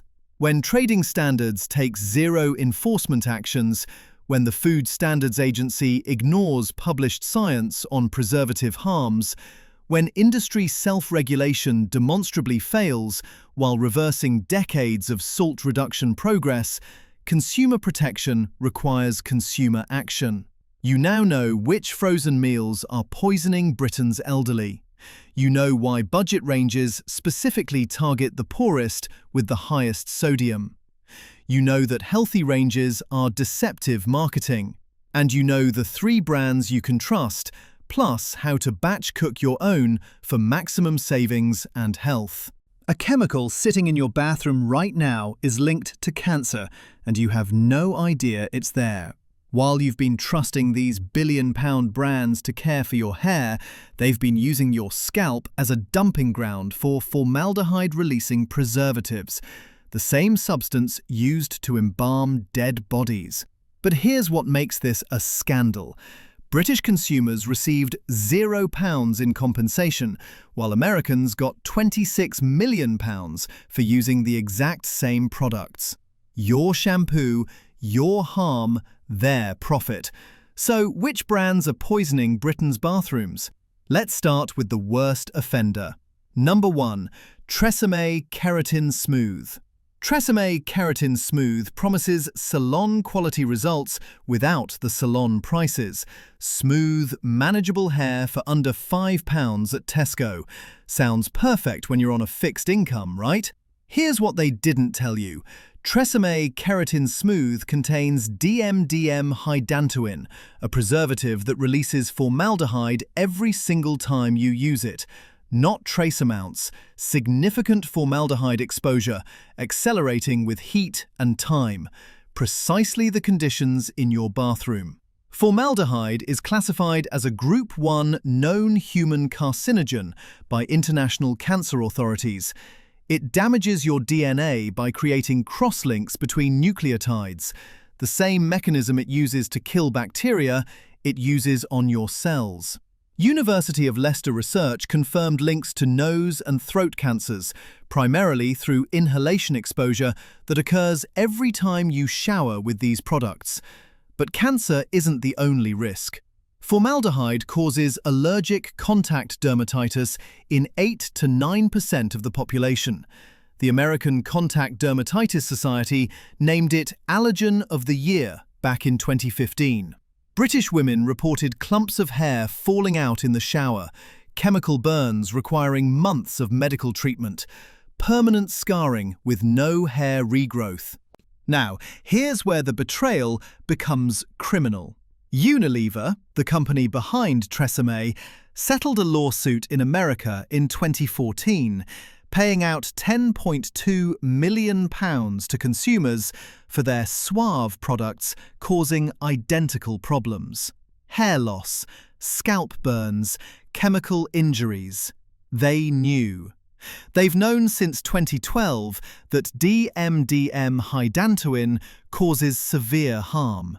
Yet they continued using it in Tresemme products sold throughout Britain. American consumers who used Tresemme Keratin Smooth filed class action lawsuits. Shannon Kenner documented clumps of hair falling out after 2 months of use, with blisters, pimples, burning sensations, and medical treatment requiring prescription medicated shampoos.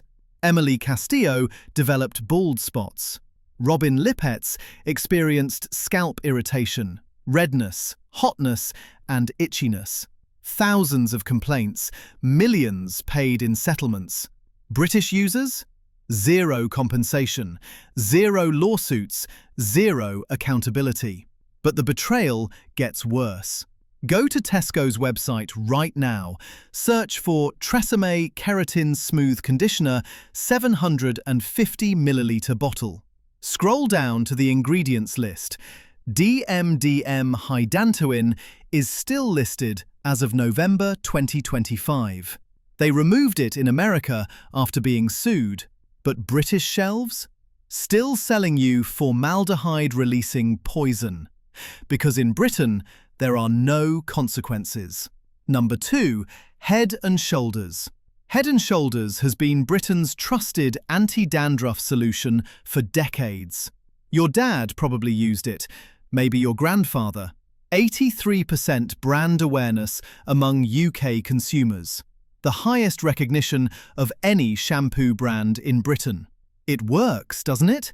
The flakes disappear, the itching stops. Problem solved. Here's what they don't tell you. Head & Shoulders contains not 1 but 2 sulfates simultaneously: sodium lauryl sulfate and sodium laureth sulfate, a double sulfate formula that strips every drop of natural oil from your scalp through aggressive detergent action. Your scalp produces sebum for a reason. It's your natural protective barrier. It keeps your skin healthy, prevents infections, maintains moisture balance. Head & Shoulders strips it all away. So your scalp responds by overproducing oil to compensate. You wake up with greasy hair. You need to wash more often, which strips more oil, which triggers more oil production, which makes you wash more often. You're not solving dandruff, you're creating the conditions that ensure you'll need their product forever. It's a brilliant business model, terrible for your scalp. For anyone over 55, this is particularly brutal. Research from 2023 shows women in their 50s produce 30 to 40% less natural sebum than women in their 20s. Your aging scalp has already lost a significant portion of its protective barrier.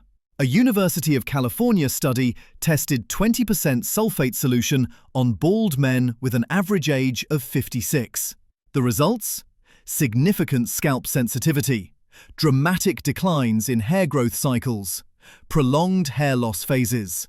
The aging scalp's compromised skin barrier, reduced ceramide levels, and slower healing capacity means sulfate damage persists longer and recovers more slowly in older adults. Head & Shoulders Classic Clean costs £3.50 for 400 millilitres at Tesco. That bottle will last you about 6 weeks, £30 per year, for a product that creates the problem it claims to solve. The zinc pyrithione kills the dandruff-causing fungus. That part works. But the double sulfates ensure your scalp will never recover its natural balance. You'll need their product forever. Number 3. Pantene Pro V. Pantene promises healthier hair with every wash. The Pro V formula, visible results, trusted by millions of British households for decades. Procter & Gamble's flagship hair care brand. Here's what they don't advertise in those glossy commercials. Pantene's formula relies heavily on silicones, dimethicone, cyclomethicone. These coat every strand of your hair in a plastic-like layer. For the first 2 weeks, your hair feels absolutely amazing. Silky smooth, manageable. You think you've finally found the perfect shampoo. You tell your friends about it. Then the build-up begins. Those silicones don't rinse away. They're designed not to. They accumulate, layer after layer, week after week. Within 2 to 3 months, your hair looks duller than a butter knife. It feels heavy. It refuses to hold any style. Nothing seems to help. Mumsnet users described the reality. One wrote, "My hair became like straw." Another reported, "Really disgusting oily patch at my crown. Not just normal grease, it was really thick oil." A third said, "I lost about 75% more hair than I usually do, with visible hair loss after the second use." Here's what's happening. The sulfates in Pantene work overtime, stripping your scalp's natural oils. Your scalp goes into panic mode, producing more oil to compensate. Now you've got greasy roots from oil overproduction and coated ends from silicone buildup that look like they haven't seen proper conditioner in decades. Multiple users report their shedding stopped completely after ditching Pantene. One woman described it like turning off a tap. The hair just stopped falling out. The formula creates a wax museum effect. Your hair is preserved in silicone coating while simultaneously being damaged by sulfate stripping. You're paying £5 to £6 per bottle to systematically destroy your hair. Number 4. Alberto Balsam. Here's what you're actually buying for 95 pence. Sodium lauryl sulfate as the second ingredient, synthetic fragrance, legally hiding up to 200 undisclosed chemicals.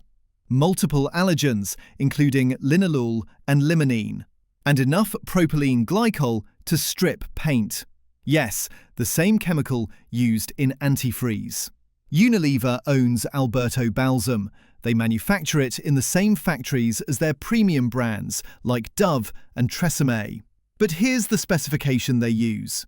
Make it the cheapest possible formula. A factory worker who manufactures supermarket-owned brands confirmed this. One supermarket's only specification was to make it the cheapest. Not comparable quality at lower prices, not good value. The absolute cheapest formula that can legally be called shampoo. Users describe their scalps feeling sore like battery acid. That 95 pence saving costs you in dermatologist visits, prescription medicated shampoos trying to repair the damage, and permanent scalp sensitivity. The ingredients list reads like a chemistry experiment gone wrong. You're not washing your hair, you're conducting chemical warfare on your scalp. For 95 pence. Number 5. Garnier Fructis. Walk down the hair care aisle at Boots. Garnier Fructis bottles are covered in fruit imagery. Apples, grapefruits, bananas, plastered across every bottle. The packaging screams natural. The marketing promises botanical nourishment, pure fruit extracts for your hair.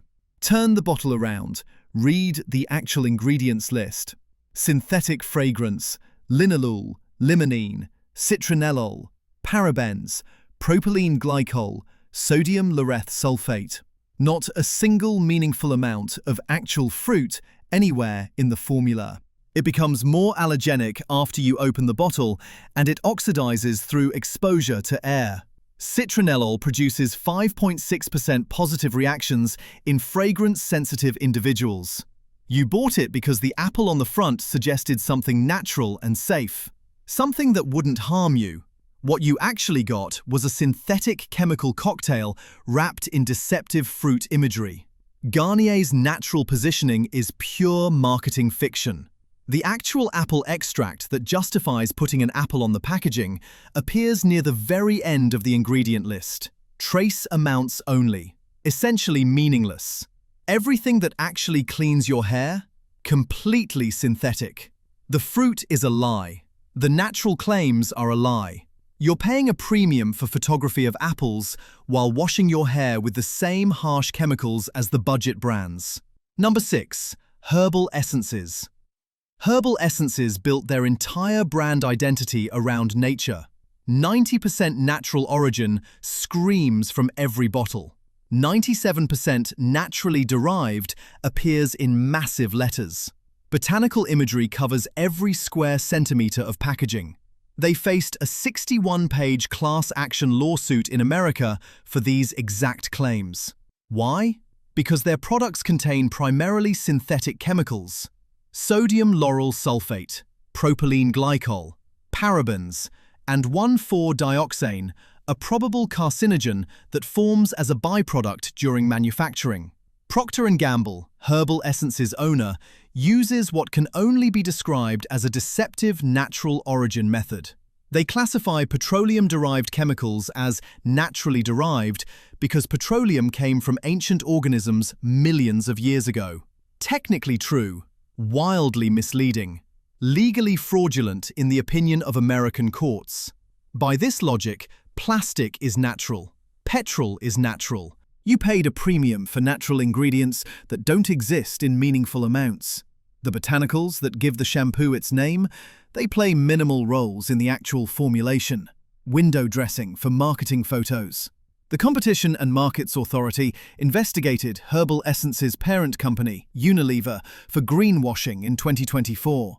The investigation focuses on vague environmental claims, unclear recyclability statements, and deceptive natural imagery.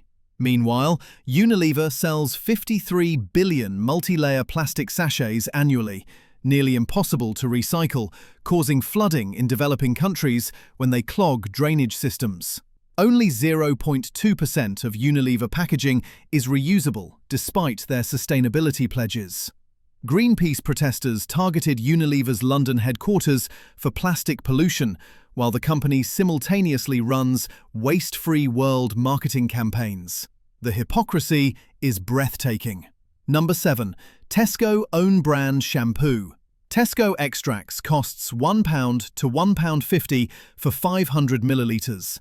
The label says natural apple extract. You're shopping at Tesco anyway for your groceries. Might as well save a few pounds on shampoo while you're there, right? Factory workers who manufacture these products confirm they're made in identical facilities to branded products. Same factories, same production lines, sometimes even the same base formulas. Consumer Reports describe Tesco shampoo making their scalps feel sore like battery acid. That £1.50 savings costs you in scalp damage, excessive hair loss, and dermatological treatment to repair the damage. The supermarket own brand deception works because consumers assume same factory equals same quality, just cheaper. Wrong. Same factory, completely different specifications, different ingredient quality, different concentrations. The cheapest possible ingredients that technically qualify as shampoo under UK regulations. But before I tell you the two brands actually worth your money, you need to understand why this scandal exists in the first place. Britain's formaldehyde safety threshold is 50 times weaker than the European Union's. Not 5 times weaker, not 10 times weaker, 50 times. The EU lowered their threshold to 0.001% in July 2024 to protect sensitized consumers. The UK still uses 0.05%, the outdated standard that Europe abandoned as insufficient to protect public health. This means British shampoos can contain 50 times more formaldehyde without requiring any consumer warning whatsoever. This creates a bizarre two-tier safety system within the United Kingdom itself. Northern Ireland follows stricter EU rules under the protocol. A shampoo requiring warning labels in Belfast needs none in Birmingham. Same bottle, same ingredients, same harm. Different regulations based purely on which side of an invisible border you're standing on. 0 UK lawsuits have been filed against Tresemme, Pantene, OGX, Garnier, Dove, or Head & Shoulders. Not one. Despite British consumers experiencing identical harm to Americans who received £26 million in settlements. Zero compensation, zero accountability. Trading standards officers conduct zero proactive testing of cosmetic products. They rely entirely on consumer complaints, a reactive system that allows dangerous products to remain on shelves indefinitely. Most people never connect their hair loss to their shampoo. They think it's age, hormones, stress, genetics. They never file complaints, so regulators take no action. The UK lacks robust class action mechanisms. Group litigation orders exist, but are rarely used for consumer products. Individual consumers bear all costs of proving harm. For a £7 shampoo purchase, legal action is economically irrational. You're completely on your own. So here's what actually works. If you're looking for safe, effective hair care that won't poison your scalp, Faith in Nature costs £5 to £7 for 300 to 400 milliliter bottles. You'll find it at Superdrug, Tesco, Boots, and Holland & Barrett. I'll leave a link in the description below if you want to buy it on Amazon. It's currently even cheaper than retail stores. Here's what that £6 actually buys you. 99.5% natural origin ingredients, zero sulfates, not gentle sulfates, not mild sulfates, zero sulfates, zero parabens, zero silicones, 100% vegan, B Corp certified, meaning they meet rigorous standards of social and environmental performance. Made right here in Britain, 99% biodegradable, and the packaging is 100% recycled and recyclable. They use essential oils for fragrance instead of synthetic chemicals hiding under the word parfum on ingredient lists.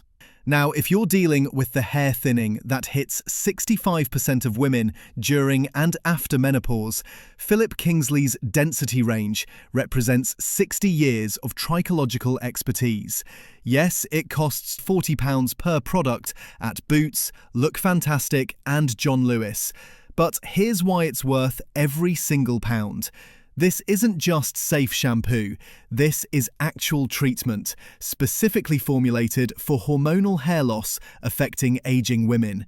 Developed by trichologists, tested in clinical studies, proven effective specifically for aging hair. The Density range contains niacinamide, biotin, and caffeine formulations that create optimal scalp conditions for hair growth. It removes follicle-clogging sebum while simultaneously strengthening hair resilience. It addresses the root cause of age-related thinning rather than just masking symptoms. £35 per bottle, lasting 2 to 3 months, breaks down to £12 to £17 monthly. You're already spending £14 to £20 monthly on hair care products that actively damage your hair. Redirect that spending to products developed by actual trichologists, products backed by clinical studies, products using your scalp as a healthy growth environment, not a chemical dumping ground for corporate profit.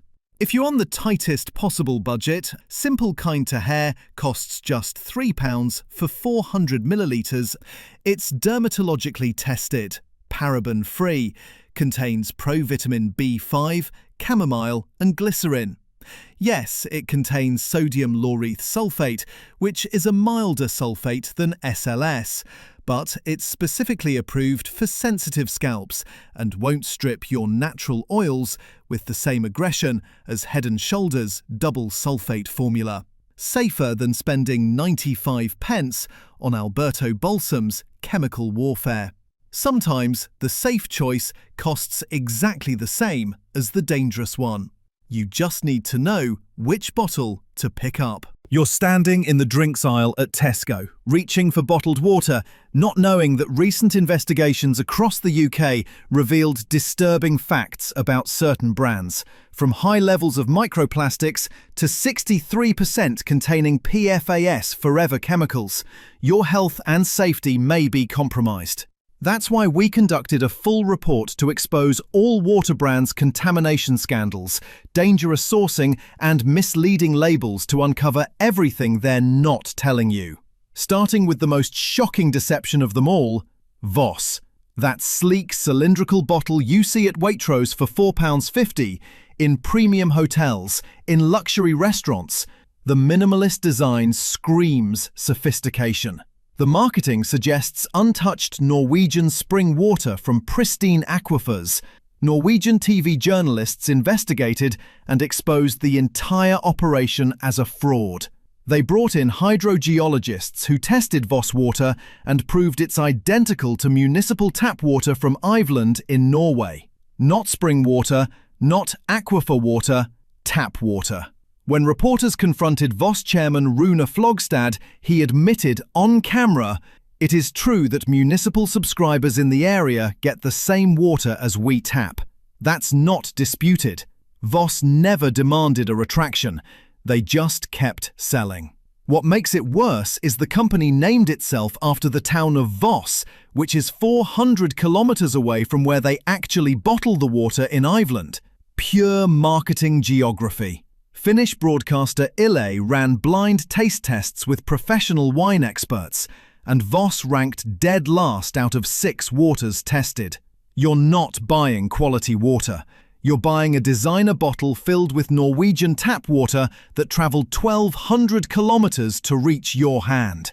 When I see Voss on the shelf now, I see £4.50 for something Norwegians get from their kitchen tap for free. That's not something I'm willing to pay for. Number 2. Smart Water. Smart Water sits in every major UK supermarket. Tesco, Sainsbury's, Asda, corner shops nationwide. The sleek bottle and scientific-sounding process make you think you're getting something enhanced. But German consumer watchdog Foodwatch gave Smart Water the Golden Windbag Award for the most brazen lie in food advertising. At the exact same time, Dutch consumer groups awarded it the Gouden Vindai for identical deception. Their conclusion?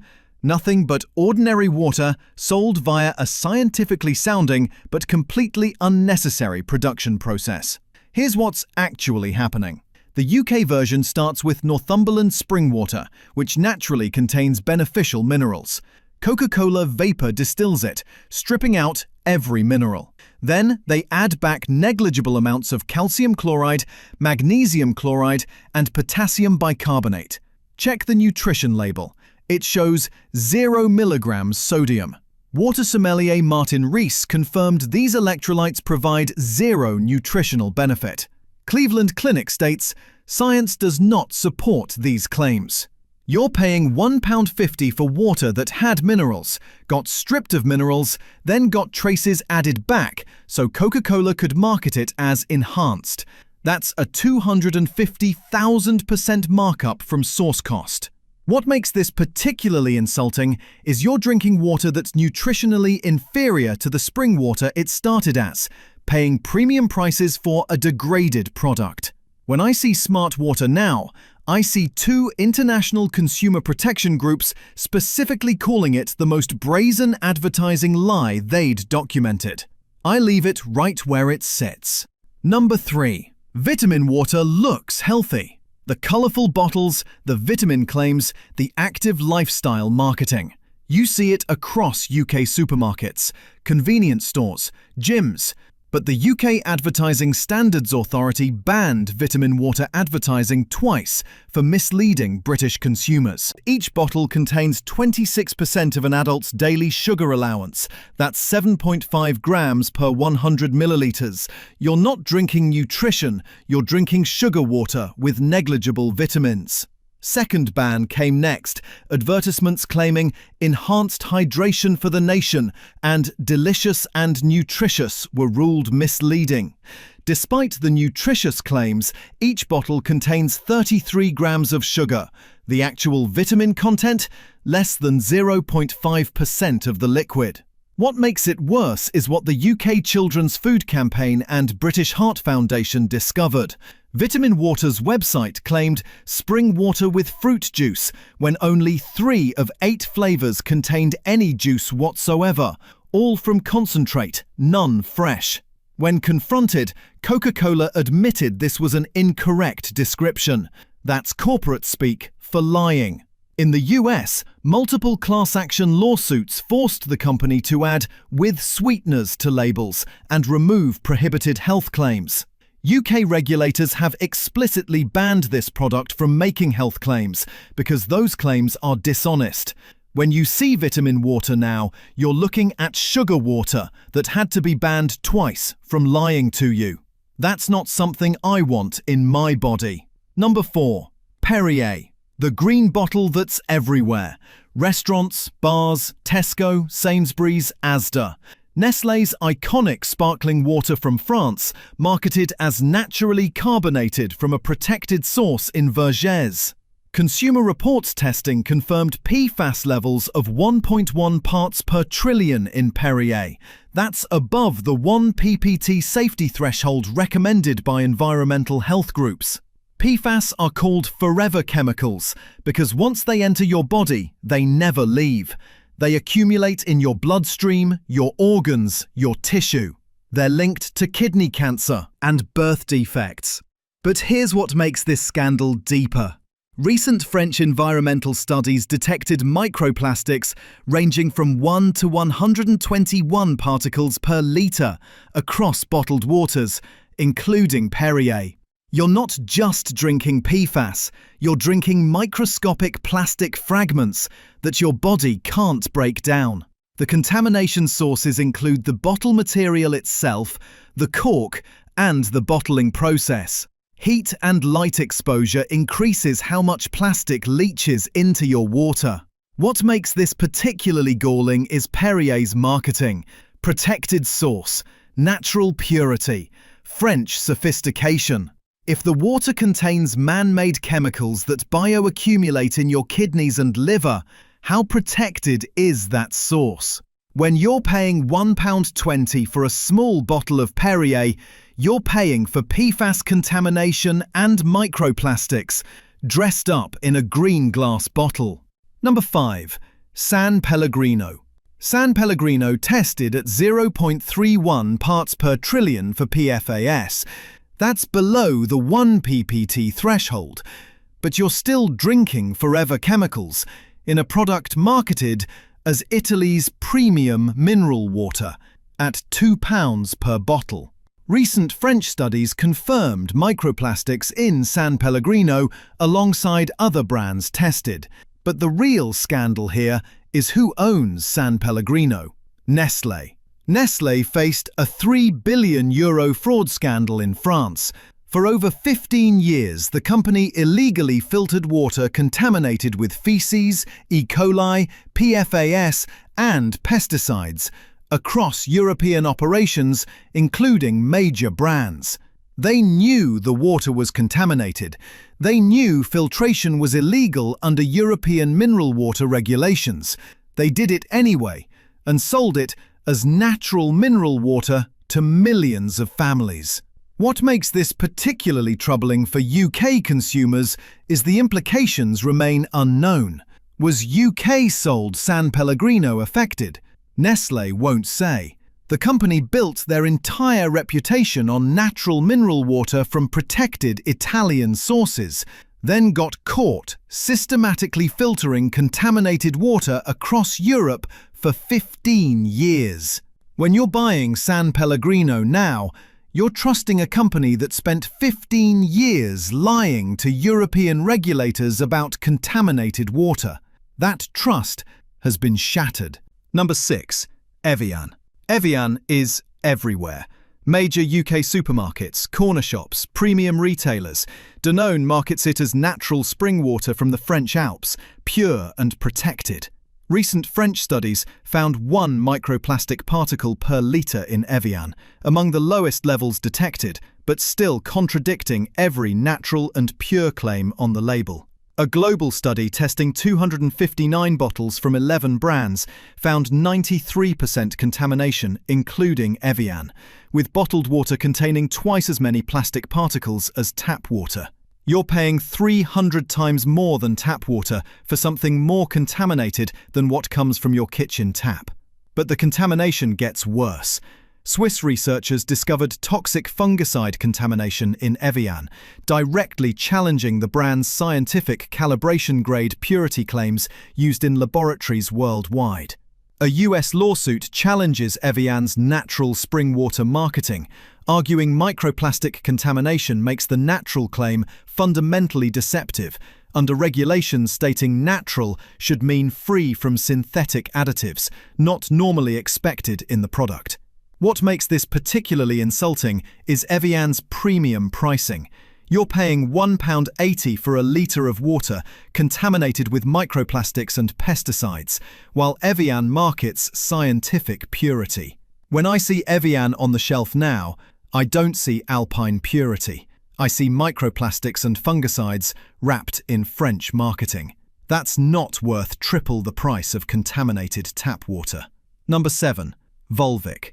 Volvic sits in Tesco, Sainsbury's and Asda across the UK.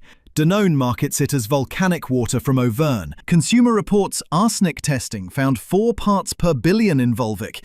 That's above Consumer Reports' recommended 3 ppb safety threshold. Arsenic is linked to high blood pressure, cardiovascular disease, circulatory problems and cancer risk.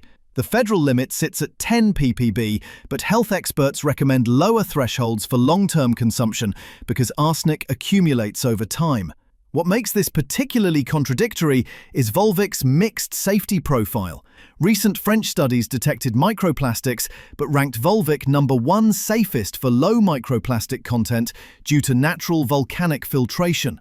French magazine 60 Million de Consommateurs rated it best for microplastics despite the arsenic concerns. You're getting the safest option for one contaminant while consuming another linked to cardiovascular disease and cancer. The pure volcanic water marketing collapses when you're drinking arsenic with every sip. Danone knows about this. They've had years to address it. When you see Volvic marketed as naturally pure volcanic water, remember you're drinking arsenic above health expert safety thresholds. That's not volcanic purity. That's a contamination problem dressed up in French geology. Number 8. Fiji water. That square bottle marketed as Earth's finest water from a remote Pacific aquifer sold at Waitrose, Ocado and premium UK retailers for £2.50 or more. Recent recalls tell a different story. Nearly 2 million bottles recalled for elevated manganese levels and bacterial contamination. 3 bacterial genera detected in products sold to UK consumers. The FDA classified it as not likely to cause adverse health consequences, but they still recalled it. That means Fiji knew there was a problem. Arsenic controversy follows Fiji everywhere. Cleveland municipal testing found greater than 6 milligrams per litre arsenic in Fiji water versus 0 in Cleveland tap water. A lawsuit filed this year claims Fiji's natural artesian water marketing is false advertising. Tests showed harmful microplastics and BPA contamination, challenging every purity claim Fiji makes. What makes this particularly absurd is Fiji water's massive carbon footprint. You're paying premium prices for water from a contaminated region that travels halfway around the world, carrying 2,000 times the environmental cost of UK tap water. When I see Fiji water at Waitrose, I see bacterial recalls, arsenic disputes, and microplastics shipped 16,000 kilometres to charge you £2.50 for contaminated water. Number 9. Highland Spring. Highland Spring is Scotland's number 1 bottled water, everywhere across UK supermarkets. Tesco, Sainsbury's, Asda, Ocado, every corner shop. For decades, British families have trusted it as pure Scottish water from the Ochil Hills. But a recall revealed Highland Spring had a dangerous manufacturing problem. August of the year before last, Highland Spring recalled 750 millilitre glass sparkling water bottles due to manufacturing faults causing bottles to explode. The Food Standards Agency issued Product Recall Notice FSA PRIN 45/2021 covering 6 batch codes. An estimated 30,000 bottles were in circulation. 3 consumers reported incidents. 1 suffered a minor cut. What makes this particularly concerning is the scale. Highland Spring sells £148.2 million worth of water annually, with 11% UK market share. With all those resources, with all that revenue, they still put 30,000 potentially exploding glass bottles into homes across the UK. Highland Spring maintains Soil Association organic certification and ethical ratings, but those certifications didn't prevent exploding bottles reaching British kitchens. When you're picking up Highland Spring now, you're trusting a company that had to recall 30,000 bottles because they could explode. That's a safety failure at Scotland's biggest water brand. Number 10. Buxton. Nestlé's mineral water from Derbyshire sold across every major UK supermarket. Local communities know a darker story about Buxton's sourcing. While Nestlé continued extracting millions of litres from Ludchurch, Wales sources, local farmers faced water restrictions during drought. Agricultural users were told to cut back. Nestlé kept bottling. The UN Special Rapporteur Pedro Arrojo Agudo expressed concern that bottling companies take the best quality drinking water, potentially risking public supply during shortages. But it gets worse. 5 years ago, the Lion's Mouth public spring in Buxton was repeatedly turned off for extended periods. Local residents suspected Nestlé involvement controlling public water access. A petition gathered 11,000 signatures in 6 days, demanding transparency about Nestlé's water rights agreements with Buxton Town Hall and local authorities. The community accused Nestlé and council of being evasive and dismissive about public water rights. What makes this particularly galling is the inequity. Farmers who grow your food are restricted during drought. Nestlé, who bottles water for profit, keeps extracting. The company behind Buxton has faced water extraction controversies in California, Pakistan, Canada, Maine, Michigan, and Florida. Ethical Consumer runs ongoing boycott campaigns against Nestlé for water commodification practices. When you buy Buxton, you're supporting a company that extracts millions of litres during droughts, while your neighbours are told to conserve. Number 11. Harrogate Spring Water. Harrogate Spring Water is sold on British Airways, Virgin Atlantic, Jet2, TUI Airways, EasyJet, and across major UK supermarkets. Danone owns the majority stake, but expansion plans threaten Rotary Wood, a woodland area planted by volunteers and local primary school children. MP Tom Gordon led the Save Rotary Wood campaign, with petitions and public opposition. This has become one of Harrogate's most divisive planning battles in recent years. Decision deferred multiple times by North Yorkshire Council as of this year. What makes this particularly heartbreaking is the backstory. Local primary school children planted that woodland. Volunteers spent years nurturing it. Now Danone wants to destroy it to bottle more water. The company claims quiet but widespread support. Campaigners dispute this completely. There are no contamination issues with Harrogate Spring Water's bottled product. But when you're buying Harrogate Spring Water, you're supporting a company trying to destroy woodland that children planted to expand their bottling operation. That's corporate expansion bulldozing community green space for profit. Number 12. Tesco Ashbeck, Sainsbury's Caledonian, Asda Smart Price, Lidl Saskia. You grab them because they're cheap. 17 to 50 pence per litre versus £1.50 for premium brands. But recent studies reveal industry-wide problems affecting every bottled water brand, including supermarket own brands. University of Birmingham testing 85 UK bottled water samples from 17 brands found 100% microplastic contamination. Every single bottle, averaging 37 microplastics per litre. More alarming, bottled water particles measured smaller than tap water particles, meaning they penetrate deeper into your organs. 63% of UK bottled waters contain PFAS forever chemicals, yet the UK has no statutory limits, only non-binding guidance. While UK tap water undergoes 4 million annual tests with 99.97% compliance, bottled water falls under fragmented local authority oversight. 0 major contamination recalls from 2020 through now, despite widespread contamination in testing. The Drinking Water Inspectorate explicitly states bottled water is regulated by local authorities, not DWI. Supermarket brands face the same contamination as premium brands, but with even less testing transparency. Lidl Saskia is imported from 5 different German springs, not UK-sourced. Tesco Ashbeck was recently rebranded with altered mineral composition. When you're buying supermarket bottled water to save money, you're still getting 100% microplastic contamination, probable PFAS, and dramatically less regulatory oversight than tap water. You're trading cost for invisible contamination. So what should you drink? UK tap water with a quality filter. A quality water filter removes the trace contaminants that can appear in tap water while keeping beneficial minerals.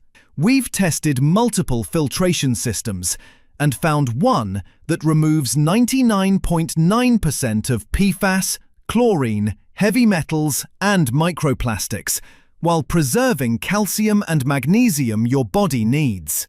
Independent laboratory testing confirmed it removes lead, mercury, arsenic, pesticides, and pharmaceutical residues. Filter replacements cost £35 annually. That's 2,000 times cheaper than bottled water for genuinely cleaner water than any bottle on this list. We're leaving a link in the description and pinned comment for the specific that is tested and safe.